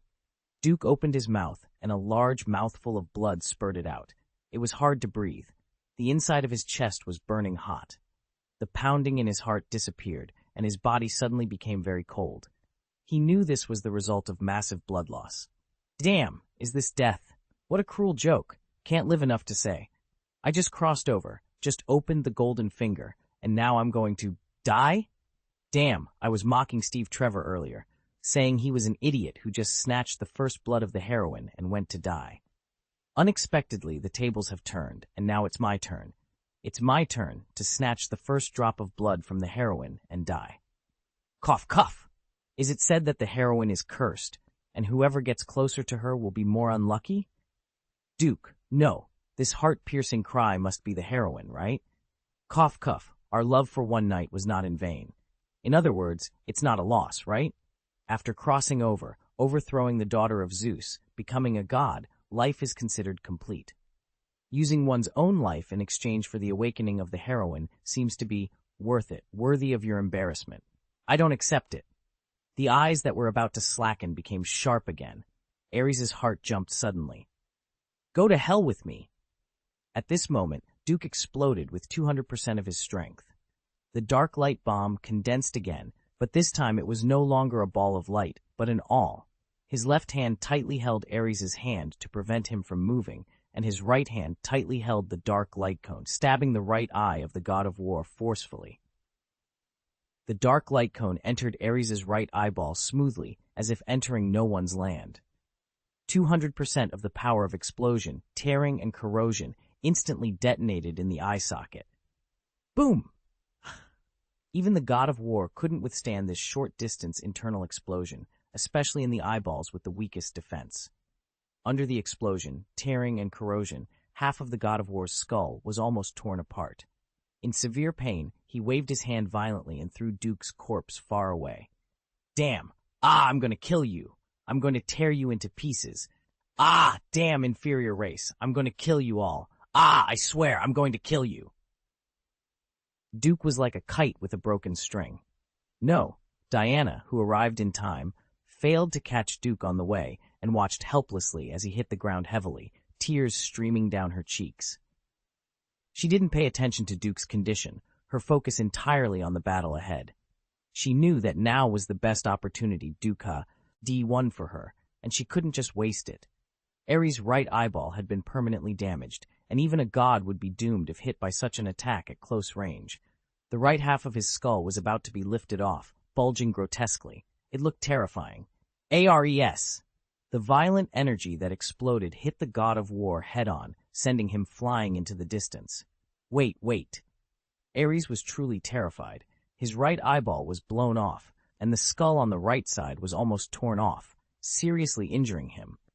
He still had his left eye, but that didn't mean he could see the world clearly. Although he was a god, he still had an optic nerve. The dark light cone had torn and corroded his brain, making him blind for a short time. He couldn't see where Diana was coming from. The severe pain in his head severely reduced his sensitivity and judgment. Diana's angry blow was no joke. She punched heavily, and with one strike, she dented the bulging skull on the right side of Ares, causing half of it to completely collapse. Ares fainted again. Ah, Ares! Stop! I'm your elder brother. Being completely at a disadvantage, the god of war could only beg for mercy. Of course, he wasn't really begging for mercy. He was secretly accumulating strength, waiting for the right moment to strike. On the ground, two brothers, Doubtson Carlos, Logan, and Victor, rushed forward. Duke! Can you hear me, Duke? Logan didn't dare to shake him hard. Duke's chest was pierced, and the penetrating wound with a diameter of more than 10 centimeters had blasted through all his bones and internal organs. If it were an ordinary human being, they would have died immediately. Duke still breathed a sigh of relief and slowly opened his eyes. Gan! Cough! As soon as he opened his mouth, he coughed violently again. However, no blood came out. It had already flowed from his chest. Stop talking. Stay calm. Logan gently pressed Duke's shoulder. He didn't dare to use force and didn't know how to comfort him with such an injury. Cough. By the way, I'm not reconciled. I really didn't expect that one of our jokes before would come true. Cough. Logan slapped himself hard. I'm such a bad mouth. Do you have any last words to say? Hey, You are not allowed to die. Diana will be sad. Doubtson Carlos roared. Heh! Duke coughed and smiled, slowly stretching out his hand. Logan. His vision had already started to darken, and he couldn't see people clearly. I'm here. Logan quickly stretched out his hand, firmly holding Duke's already cold hand. Last words, it's nothing. By the way, for me, look after Diana. She is just a blank paper. I'm worried that she will be bullied. Before he could finish talking, his hand fell heavily to the ground. Duke was dead. The last thought on his mind was, damn Shippy, if you didn't die, Steve, I'd pay you back. P.S. Of course the protagonist will not die.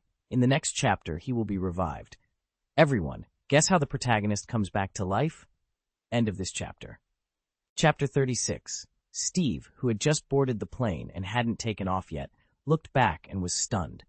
Duke had been punched through by the god of war, Ares, and appeared to be dead. The sight of Duke's grievous injury left Steve feeling a mix of emotions. He felt a fleeting sense of relief, but guilt quickly followed for harboring such thoughts.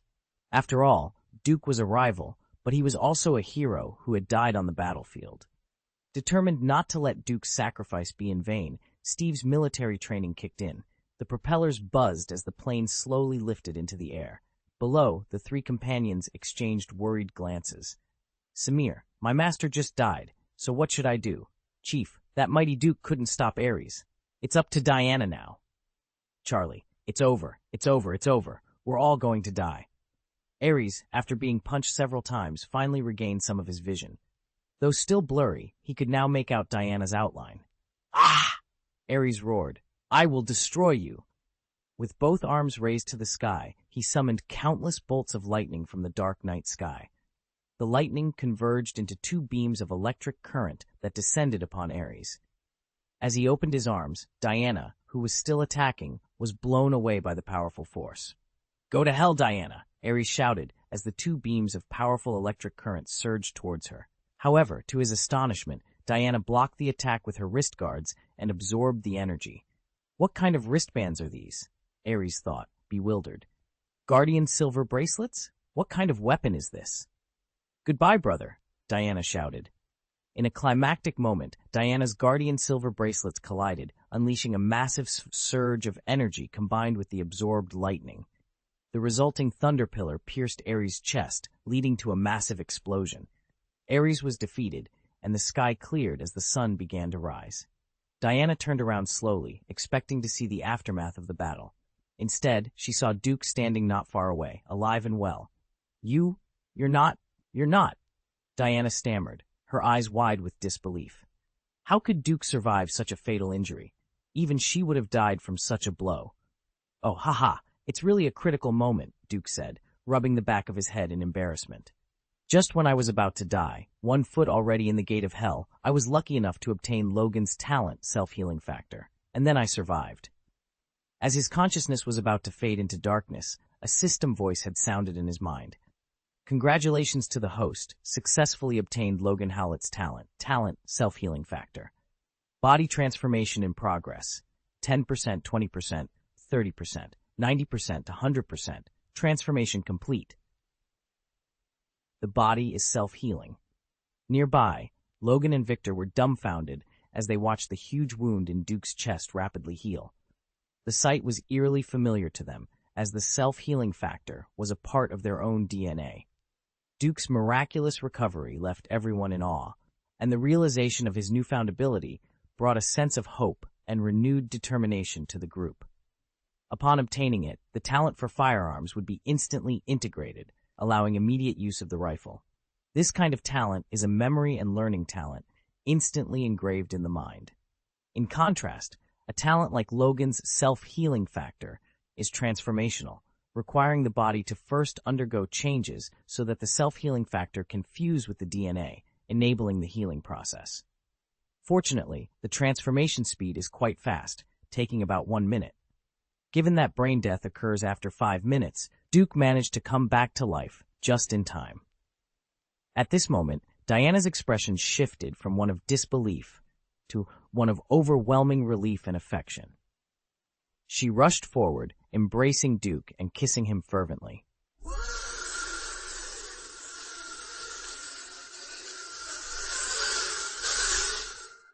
Ooh.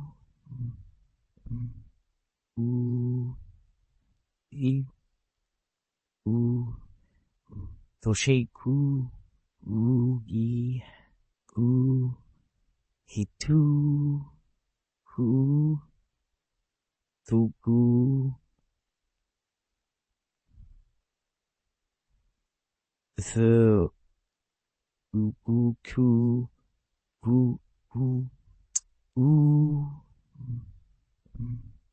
Ooh. E. Ooh. Tosheku. Ooh. E. Ooh. Hitu. Ooh.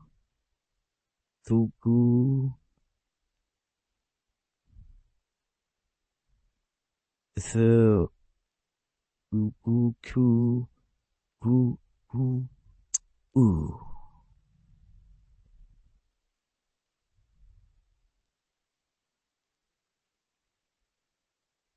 Chapter 37. Say thank you, Honest Steve. Not everyone can face death calmly, even someone as determined as Steve. He hesitated as he pressed the detonator, but this was his mission.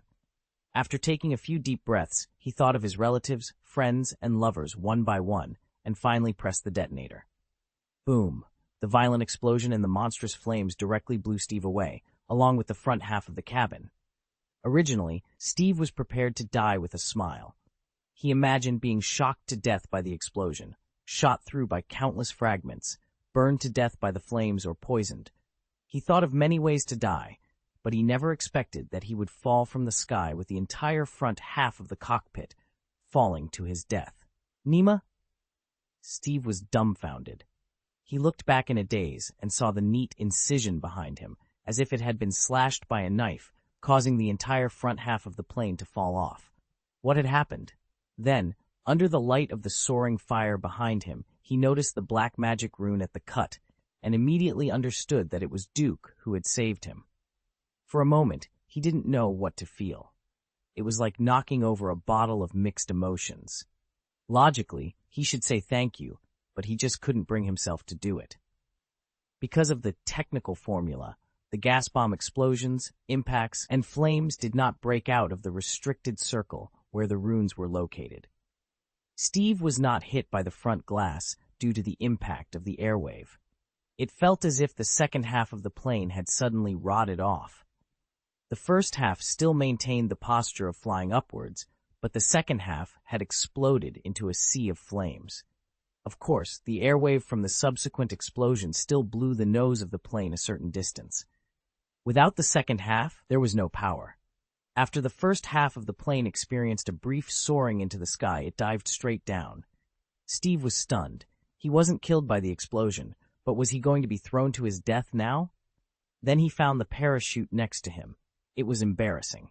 In 1914, there were parachutes that could fold and pack umbrellas, parachute ropes, etc., and place them in the cabin, suitable for pilots.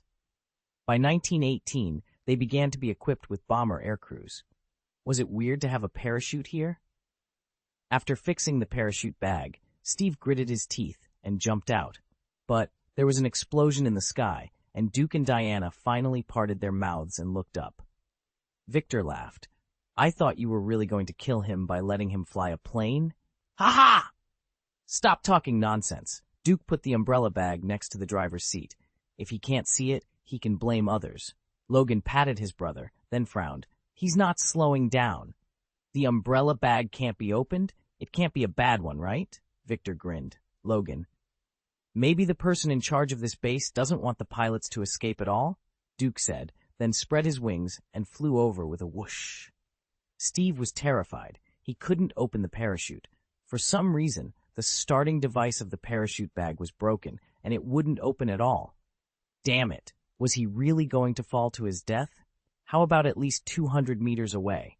If he fell, they probably wouldn't even find a whole piece of meat. Crab special.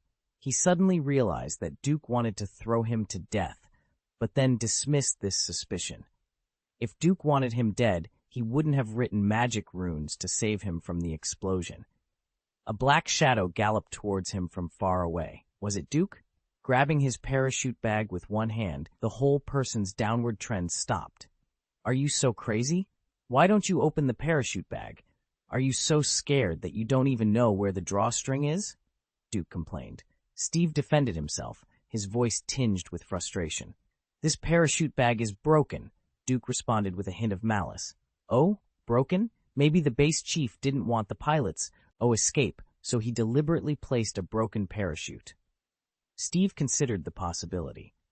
Maybe. It does make sense. This is clearly a suicide mission. If no one survives, even our own people will die. Tricking the pilot with a faulty parachute bag, giving them false hope, only to find out it can't open when they need it most. Just as Steve opened his mouth to speak again, a mouthful of sand sprayed in, nearly choking him. You! Aren't you dead?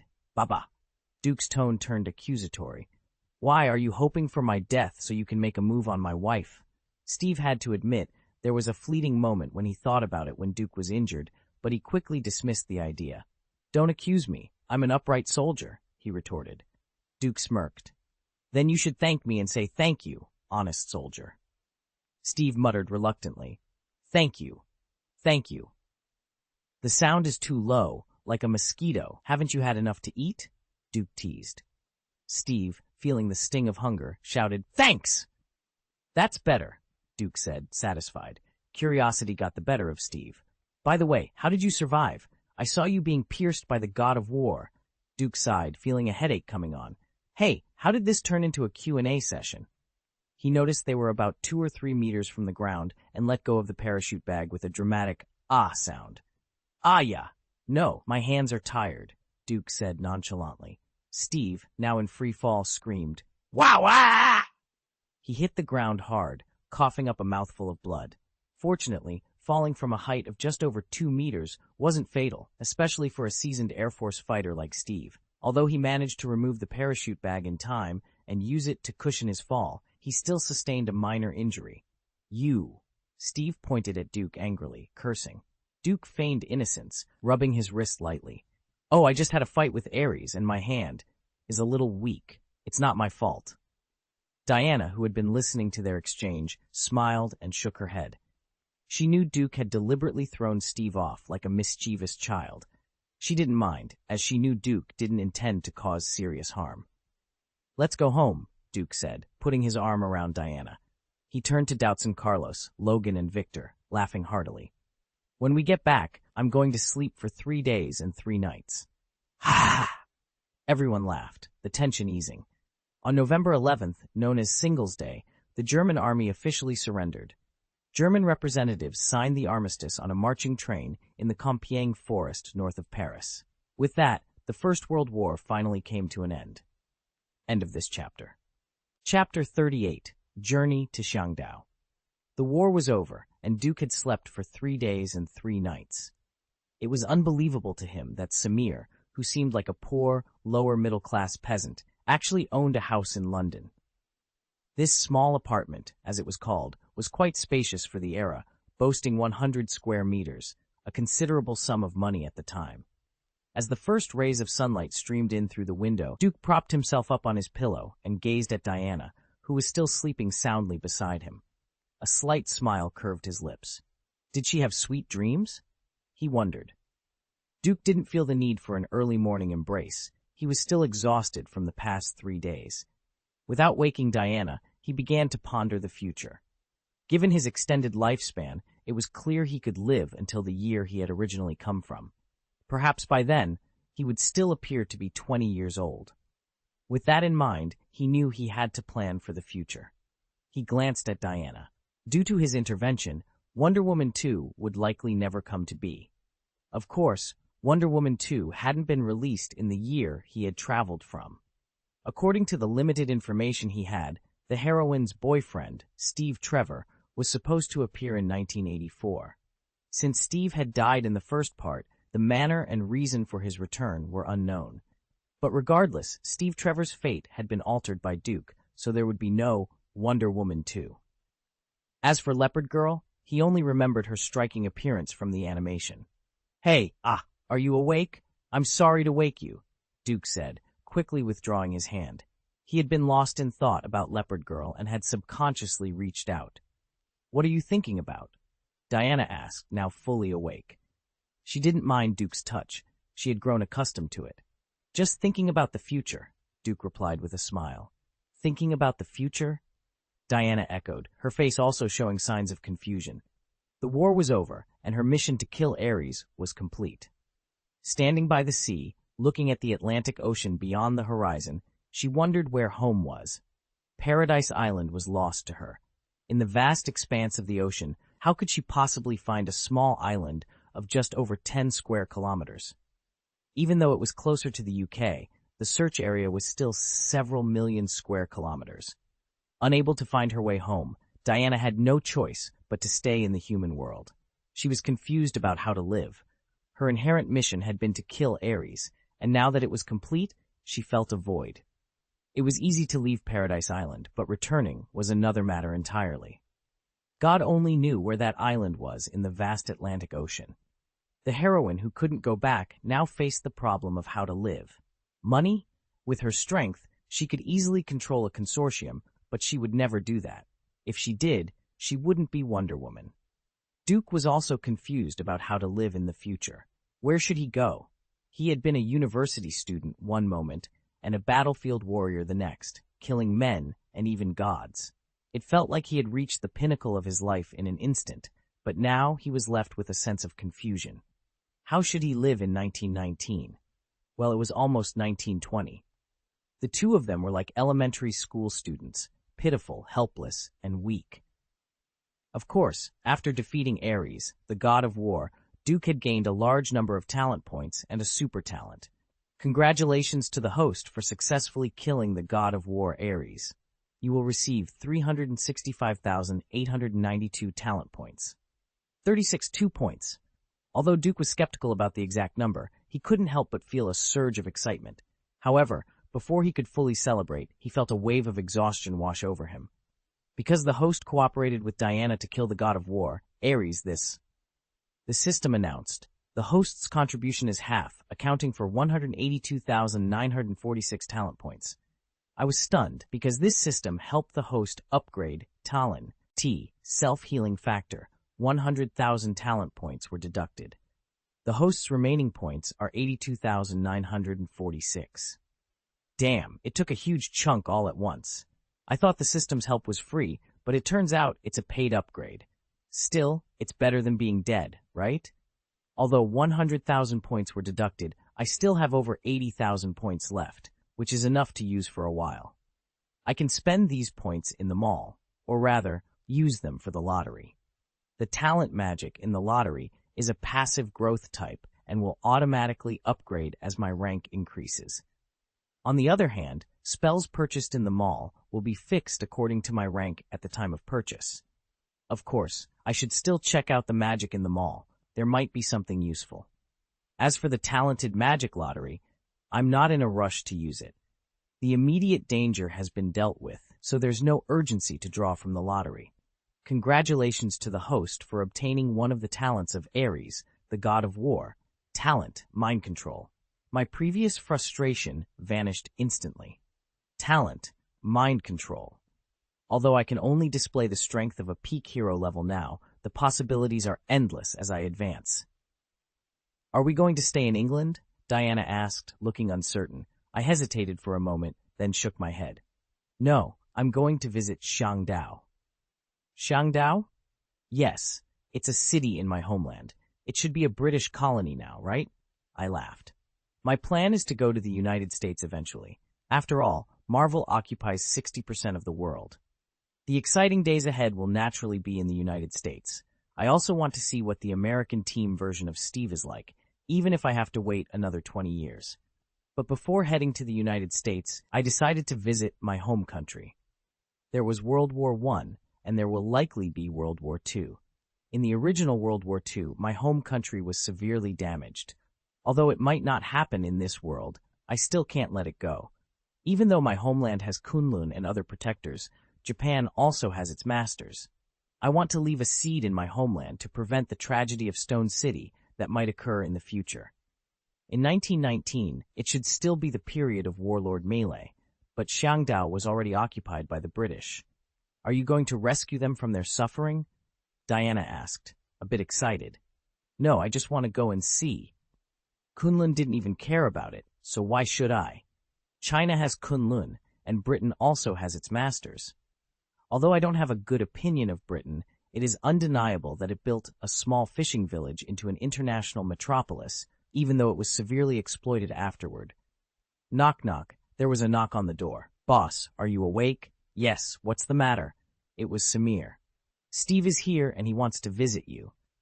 Visit? Note, someone posted a disgusting picture in the group today. Damn it, I was almost disgusted to death. I still feel a bit of chest tightness and panic. This kind of thing can really make people sick. End of this chapter. Chapter 39. Doubts and Carlos Coffee. Duke emerged first. Women, they need to wash their faces, shampoo, brush their teeth, and take care of themselves before they can meet people, and the goddess is no exception. Before he opened the door and saw Steve, he saw Doubts and Carlos. Wow, what happened to you?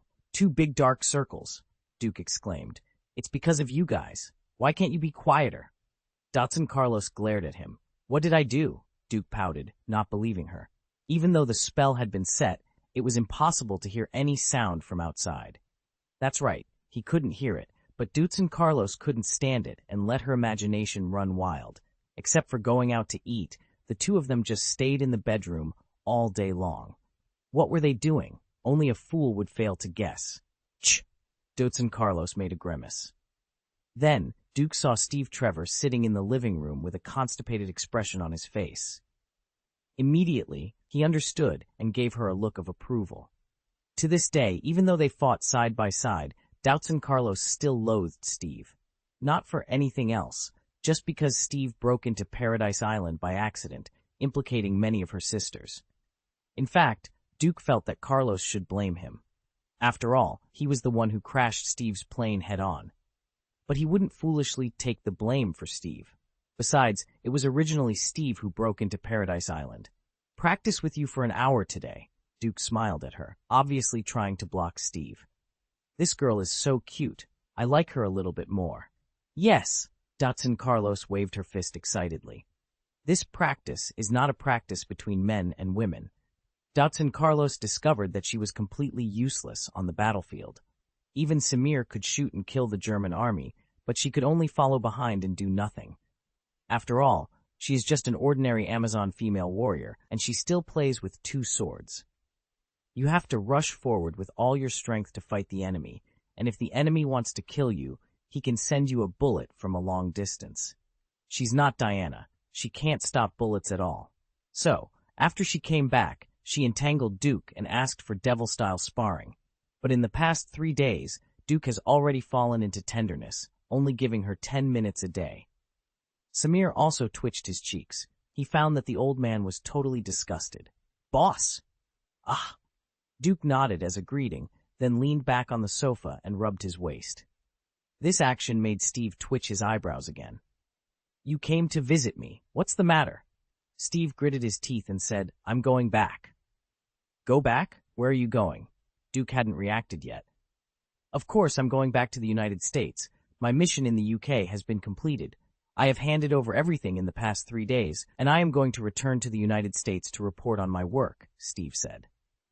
Duke thought too. Steve was a pilot of the No. 94 Air Squadron, U.S. Army Air Service, and a captain of the American Expeditionary Force and a spy for the Allies during World War I. He was staying in the UK, but by coincidence, he was sent to go undercover in Germany. The First World War was over, and he was going back to the United States to report to his troops. Then, what does this have to do with me? Duke shrugged. You will come back as soon as you go back, and you even came here to talk to me? Duke, we can be regarded as comrades in arms fighting side by side. You can't deny that, can you? Steve said suddenly. Duke thought for a while, then waved his index finger. No. It's not shoulder to shoulder. It's you following behind me. Samir felt a little embarrassed, and Steve was bummed, but it was true. On the battlefield, didn't he just follow behind Duke? The others charged ahead, and he could only run behind. To be honest, he couldn't even fire a few shots. It was a bit embarrassing to be pointed out in person. Then we are also comrades in arms, Steve insisted. Well, it is. So what do you want to say? Thank you. As soon as Steve opened his mouth, he saw Doubtson Carlos walking over, holding 2 cups of coffee and handing him one. However, after taking a sip, he immediately spat it out. What is this? It's so bitter. Although coffee itself is bitter, people in London generally like to add milk during this period. Of course, there are also those who are used to drinking bitter coffee, but this was excessively bitter. Why? Is the coffee I make so bad? Doubtson Carlos tilted her head and looked at Steve with kind eyes.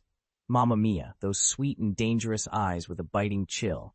Ahem, no, it's just that I'm not used to it. Are you used to it now? Doubtson Carlos continued to stare at Steve with her kind eyes. Yes, I'm used to it. What else could he say? He had to drink it. Suppressing the bitterness in his mouth, Steve raised his head and gulped it down, not even daring to taste it. Speaking of which, he felt that the color was a bit off just now. Was this bitter melon juice?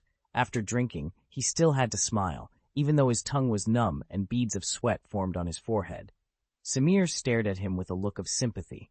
Old buddy, how did you offend her so badly? If you're interested, I'll make you another cup. No, thank you, I really don't need it. Steve quickly waved his hands. If he drank another cup, he would probably die. Originally, Doubtson Carlos didn't want to let Steve go, but when she saw Diana coming out, she turned around and left. What were you talking about? Diana's hair was still wet after washing. We were discussing the deliciousness of coffee. Steve likes the coffee made by Carlos very much. Duke suppressed a smile, picked up the coffee in front of him, and took a sip. It was fragrant, sweet, and silky. Authentic Blue Mountain coffee, unlike the fake ones he had before. During this period, the origin of Blue Mountain coffee was still a colony under British control, and it was still 40 years away from gaining independence. Really? Carlos likes to make coffee very much. She has been learning it for 3 days. Diana smiled, having given up her previous name, Vanelia. Only 3 days? Steve nearly choked. Duke knew that Carlos had a talent for making coffee. Since you like it, Carlos. Coming. No need. I drank it just now. By the way, I'm here to talk to Duke about business. Steve quickly refused. He didn't want to drink another cup of bitter gourd juice coffee. Okay then, please make me a cup. Diana seemed to notice something and gave Doubtson Carlos a reproachful look. The latter stuck out her tongue and left coquettishly. This one really forgot Doubtson Carlos. However, she hadn't thought of arranging to be brilliant in World War I, and she was going to be placed in the United States. Well, I'll revise the previous one later. End of this chapter. Chapter 40. Invitation to Develop in the United States. What's the matter with Carlos? Diana turned her head and asked in a low voice. How should I know? Maybe it's because of the sister who died on Paradise Island, Duke whispered back. Speaking of the Amazon sisters who perished in the beach defense battle on Paradise Island, Diana's expression gradually became serious. Seeing Diana so close to Duke and noticing the radiant look on her face, how could Steve not understand what had happened? A sudden trace of heartache struck him. Although the voices of the two were quiet, he still heard them, and guilt immediately filled his heart. If it wasn't for him, those innocent women wouldn't have died. Initially annoyed at Doubtson Carlos, he now felt even worse. Bitter melon juice coffee was bitter melon juice coffee. If drinking it could relieve the other party's anger, it was worth it. Please, have another cup of coffee. Samir's heart skipped a beat. Old man, are you trying to get yourself killed? He thought. But unfortunately, Doubtson Carlos was not having it. He turned his head and stared fiercely. Who do you think you are? If you say no, it's no. And if you say yes, it's yes? Steve felt so embarrassed. His raised hand, now awkwardly suspended, neither here nor there.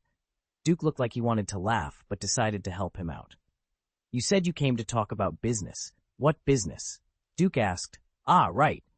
Steve glanced gratefully at Duke, took the opportunity to retract his arm, and took out the briefcase next to him.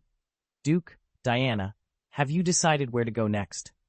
Steve already knew about Diana. She was from a race isolated from the world, the legendary Amazon female warriors.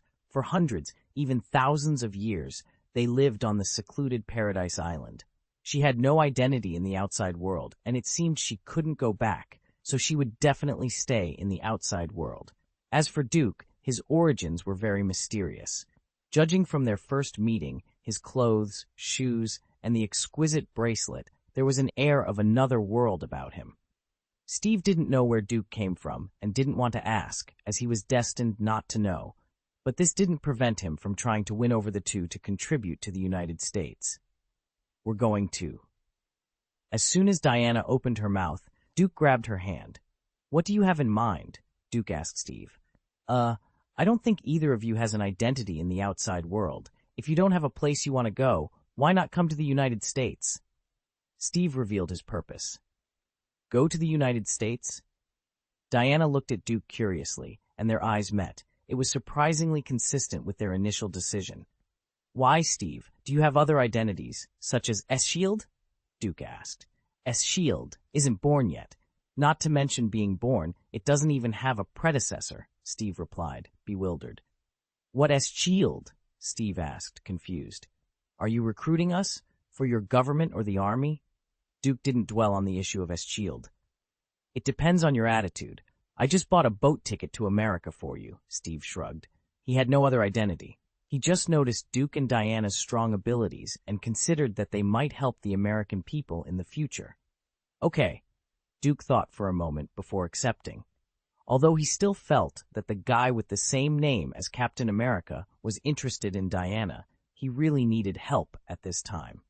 Samir was quickly thinking about the procedures to go to the United States. Additionally, the small villa had to be sold as soon as possible. After going to the United States, they would have to start from scratch and consider building good relationships with local forces. Really? Steve was a little taken aback. He never thought Duke would agree. Why? The opponent had been guarding him because of Diana. Up to now, he had no intention of pursuing anything further.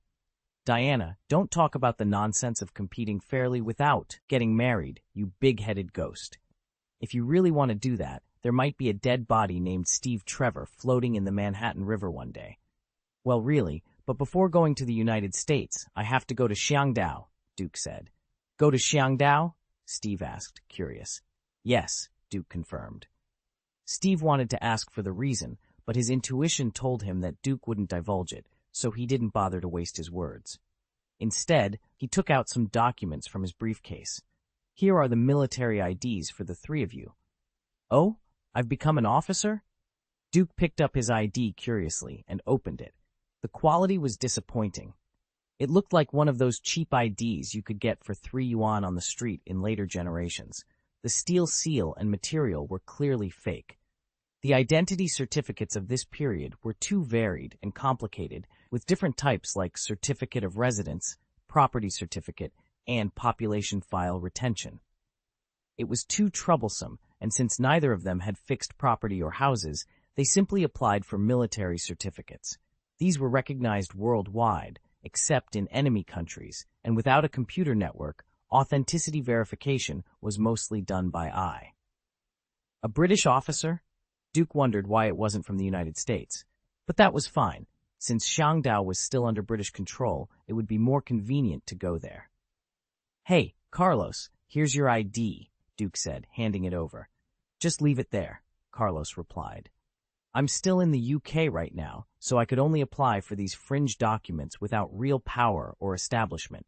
You just need to pay a little money, and you can get a lot of them," Steve explained. The United Kingdom was in a state of recovery, and war efforts cost money. As long as it could generate revenue, these documents were issued in abundance, mainly for the rich to enjoy. "Is this thing real?" Duke was stunned, thinking it was a street job. "Of course it's real," Steve assured him. "Oh," Duke said, realizing he had fallen into the trap of inertial thinking. The materials, steel seals and red seals of documents from this period, were incomparable to those of later generations.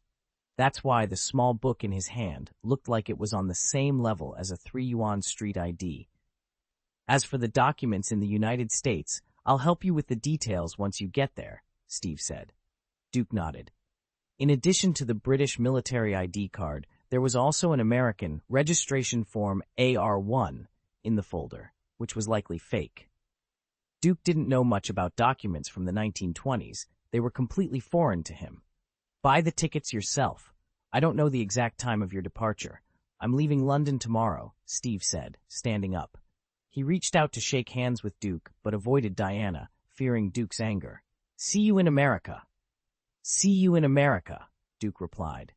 Do you still need your help to apply for a certificate when you go to the United States? Duke thought, snorting coldly. Boss, when are we going to leave? Samir asked suddenly. Go get ready, and leave when you pack up, Duke replied, understanding that Samir was going to sell his property in London since he probably wouldn't be coming back. Then I'll go out first, Samir said. Go, Duke nodded. End of this chapter.